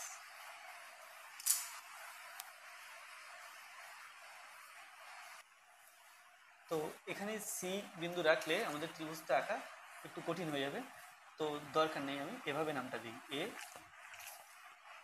B এবং সি, এভাবে নামটা দিলাম। তাহলে এখানে নাম দেব বিএক্স, বিএক্স নাম দিলাম। তারপরে এবির মাপ দেওয়া আছে, এবি সমান 6 সেন্টিমিটার। সো এখানে 6 সেন্টিমিটার মাপ কম্পাসের সাহায্যে নিয়ে, আচ্ছা 6 সেন্টিমিটার নেওয়া যাচ্ছে না, এখানে বি আছে, তাহলে আমাকে বিসি এর মাপ 9 সেন্টিমিটার নিতে হবে। 9 সেন্টিমিটার মাপ নিলাম, নিয়ে এই বি বিন্দুতে কম্পাস বসিয়ে এই যে বিসি অংশ কেটে নিলাম। এই বিন্দুটার নাম সি। এরপরে 55 ডিগ্রি কোণ বি বিন্দুতে আঁকতে হবে। তাহলে 55 ডিগ্রি কোণ আঁকার জন্য একটা বৃত্তচাপ নিয়ে এখানে সেম বৃত্তচাপ আঁকছি, এবং এই মাপটা, এখান থেকে এই মাপটা নিয়ে এখানে কম্পাস বসিয়ে এখানে 55 ডিগ্রি সমান করে একটা কোণ আঁকার চেষ্টা করছি।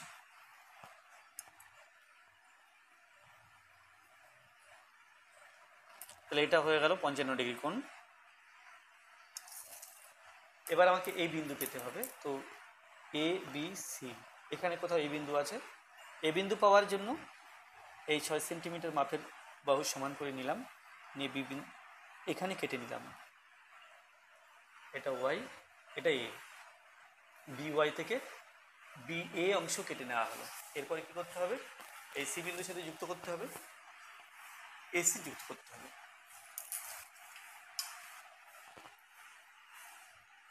এসি যুক্ত করলে ত্রিভুজ তৈরি হয়ে গেল। এরপরে সমান ক্ষেত্রফল বিশিষ্ট একটি সামান্তরিক আঁকতে হবে, কিন্তু এক্ষেত্রে এই সামান্তরিকের একটি বাহু যেটা এসি এর হাফ, অর্থাৎ এসিকে ভূমি ধরে সামান্তরিকটি অঙ্কন করতে হবে। তো তার জন্য এই যে এসি বাহুটা আছে, এসি বাহুকে বাড়িয়ে দিলাম। এসি বাহুটিকে এই ডান দিকে বাড়িয়ে দেওয়া হলো। তাহলে এটা মনে করলাম যে জেড পর্যন্ত বাড়িয়েছি। এরপরে এসি বাহুর লম্ব সমদ্বিখণ্ড রাখতে হবে। তো এসি বাহুর অর্ধেকের বেশি মাপ নিলাম, মাপ নিয়ে উপরি বৃত্তচাপ আর নিচে বৃত্তচাপ এ বিন্দুতে বসিয়ে উপরি বৃত্তচাপ নিচে,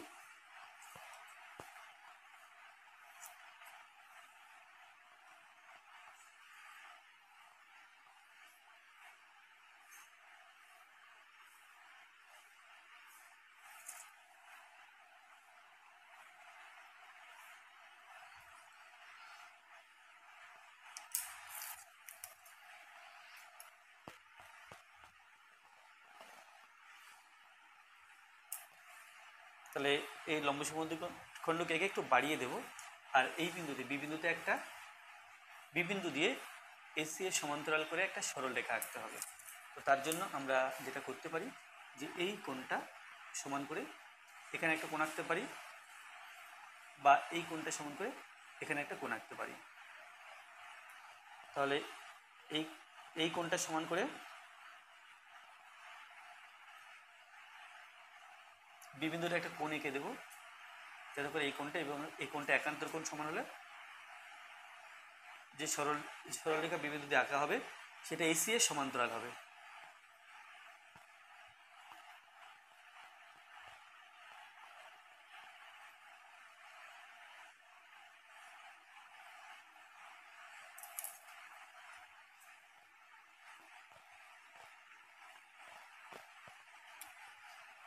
তাহলে এটা সরলরেখাটা টেনে দিলাম। তো এ বি সি, এটা ডি, এখানে নাম দিলাম ই, এর শেষ প্রান্তে ই নাম দিলাম। তো এখানে সামুদ্রিক আঁকতে হবে এই বাহুর মাপ নিয়ে, বা এখানে একটা 60 ডিগ্রি কোণ এঁকে নেব।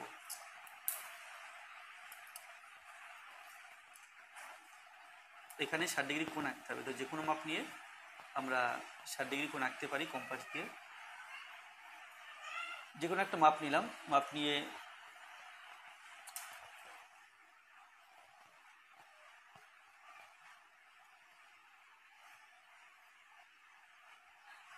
এটা বৃত্তচাপ টেনে দিলাম, আর এখান থেকে এখানে কাটলাম। তো এই যে কোণটা তৈরি হলো, এই বিন্দুর সাথে এই বিন্দু যোগ করব।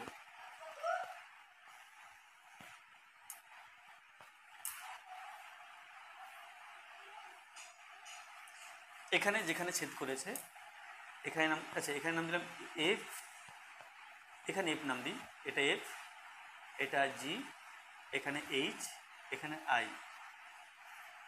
এরপরে এই যে এইচ সি মাপ নিতে হবে, এইচ থেকে সি পর্যন্ত মাপ নিতে হবে। মাপ নিয়ে আই বিন্দুতে বসিয়ে এই ডান দিকে কাটতে হবে।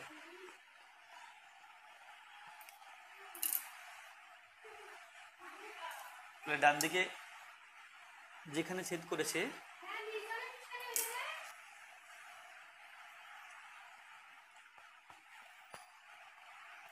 এখানে যে নাম দিলাম, সি জে যুক্ত করতে হবে। তাহলে আমরা পেয়ে গেলাম আই জে সি এইচ সামান্তরিক। ত্রিভুজ এখানে এবিসি সমান সামান্তরিক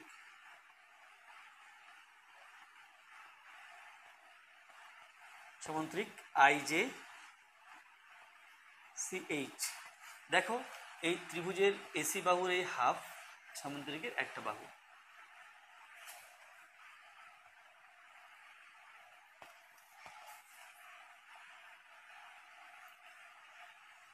নেক্সট আছে 6 সেমি বাহু বিশিষ্ট একটি বর্গক্ষেত্র অঙ্কন করো। এই বর্গক্ষেত্রের সমান ক্ষেত্রফল বিশিষ্ট একটি সামান্তরিক অঙ্কন করো যার একটি কোণ 60 ডিগ্রি। তাহলে এবার একটা বর্গক্ষেত্র অঙ্কন করতে হবে এবং বর্গক্ষেত্রের সমান ক্ষেত্রফল বিশিষ্ট একটা সামান্তরিক অঙ্কন করতে হবে। আর বর্গক্ষেত্রের একটি বাহুর দৈর্ঘ্য দেওয়া আছে 6 সেন্টিমিটার।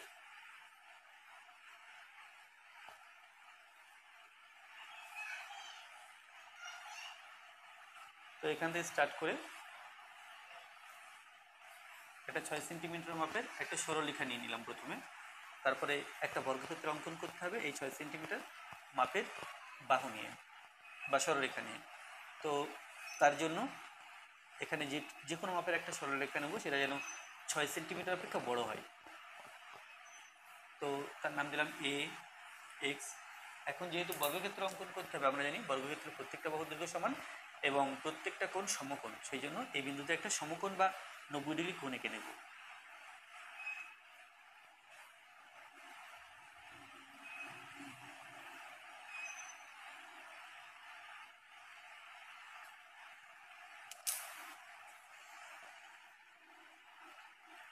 তাহলে 90 ডিগ্রি কোণ আঁকা হলো। এরপরে 6 সেন্টিমিটার মাপ নিয়ে এই বিন্দু থেকে ওপর দিকে 6, ডান দিকে 6, আর এখানে বসিয়ে সামনে 6, আর এখানে বসিয়ে ডান দিকে 6। তো এটা বি বিন্দু, এটা সি বিন্দু, এটা ডি বিন্দু, এটা এক্স ছিল, এটা ওয়াই দিলাম।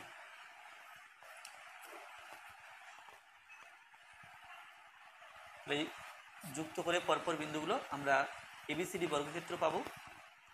এরপরে বর্গক্ষেত্রের সমান ক্ষেত্রফল বিশিষ্ট একটি সামান্তরিক আঁকতে হবে। তো আমরা ত্রিভুজের সমান ক্ষেত্রফল বিশিষ্ট সামান্তরিক এঁকেছি, বাট বর্গক্ষেত্রের সমান ক্ষেত্রফল বিশিষ্ট সামান্তরিক আঁকতে গেলে আগে এর সমান ক্ষেত্রফল বিশিষ্ট একটি ত্রিভুজ এঁকে নিতে হবে। তো ত্রিভুজ আঁকতে গেলে আমাদের যেটা করতে হবে যে বিডি কোণ প্রথম যোগ করতে হবে।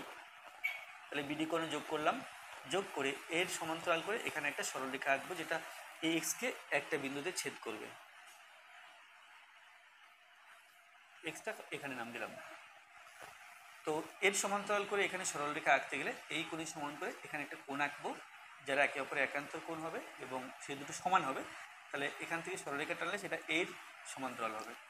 সেই জন্য এই কোণে সমান করে একটা এখানে কোণ আঁকলাম, এই একটা বৃত্তচাপ আঁকলাম এবং সি বিন্দুতে আর একখানে বৃত্তচাপ আঁকলাম, কারণ সি বিন্দুতে এই কোণে সমান করে একটা কোণ আঁকবো।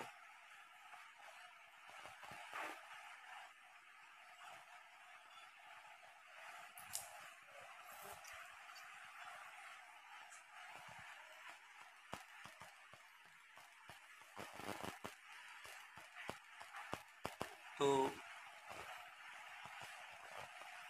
এখানে একটা বিন্দুতে ছেদ করেছে এ বি সি বি, এটার নাম দিলাম ই, ই বিন্দুতে ছেদ করেছে। এখন ই বিন্দুর সাথে ডি বিন্দু যুক্ত করলে আমরা এই বর্গক্ষেত্রের সমান ক্ষেত্রফল বিশিষ্ট একটি ত্রিভুজ পাবো। এখন যে ত্রিভুজ পেলাম, ত্রিভুজের নাম, আচ্ছা ত্রিভুজটার নাম এখানে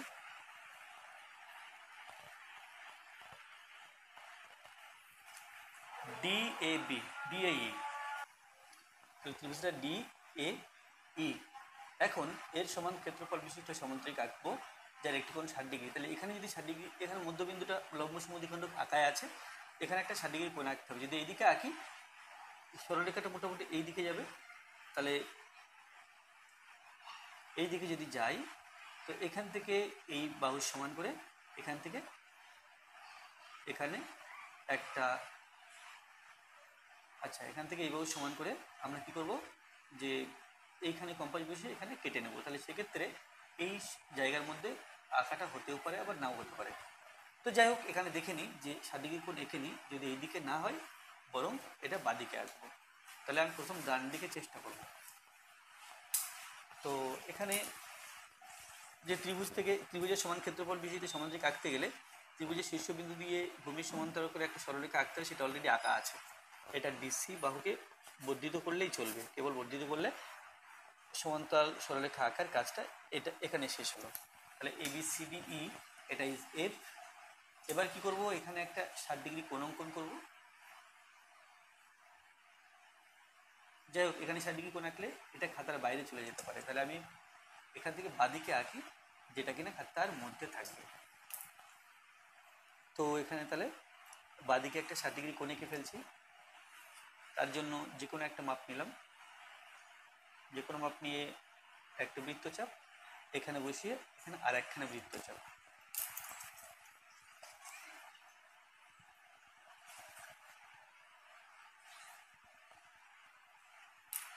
তো এটা আমি অন্য কালি দিয়ে করি। এই এটা 60 ডিগ্রি কোণ অঙ্কন করলাম। তাহলে বাদিকে আঁকতে গেলে এই বাহুটাকে বাদিকে বাড়িয়ে দিই। আসলে প্রশ্নটা এমনভাবে দেওয়া যে আরও বড় সাইজের খাতার দরকার, বা এই ছবিটাকে আর একটু বাদিকে ঘেঁষে আঁকলে ভালো হতো। তাহলে এখান থেকে যে এবির সমান মাপ নিয়ে এখানে কম্পাস বসিয়ে দেখো, তবুও খাতার বাইরে চলে গেছে। তো একটু ছোট করে নিলাম, ছোট করে নেওয়া উচিত নয়, কিন্তু বর্গক্ষেত্রটা এই সামান্তরিকটা আঁকতে গেলে একটু ছোট করে নিলাম। জায়গা নেই বলে ছোটোটা করলাম, কিন্তু অ্যাকচুয়ালি ছোট করতে হয় না। এখান থেকে নাম দিলাম, এটা জি নাম দিলাম, জি এর সাথে এই বিন্দু যোগ করলাম।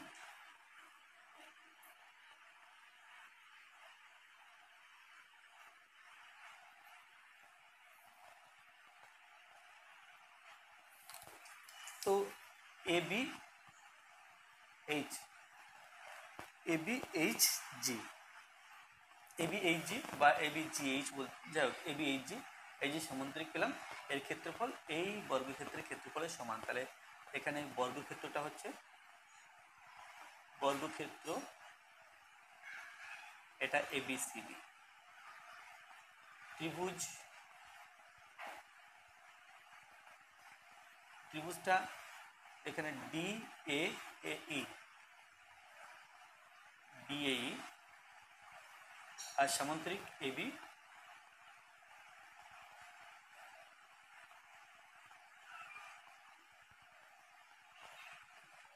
এ বি এইচ জি।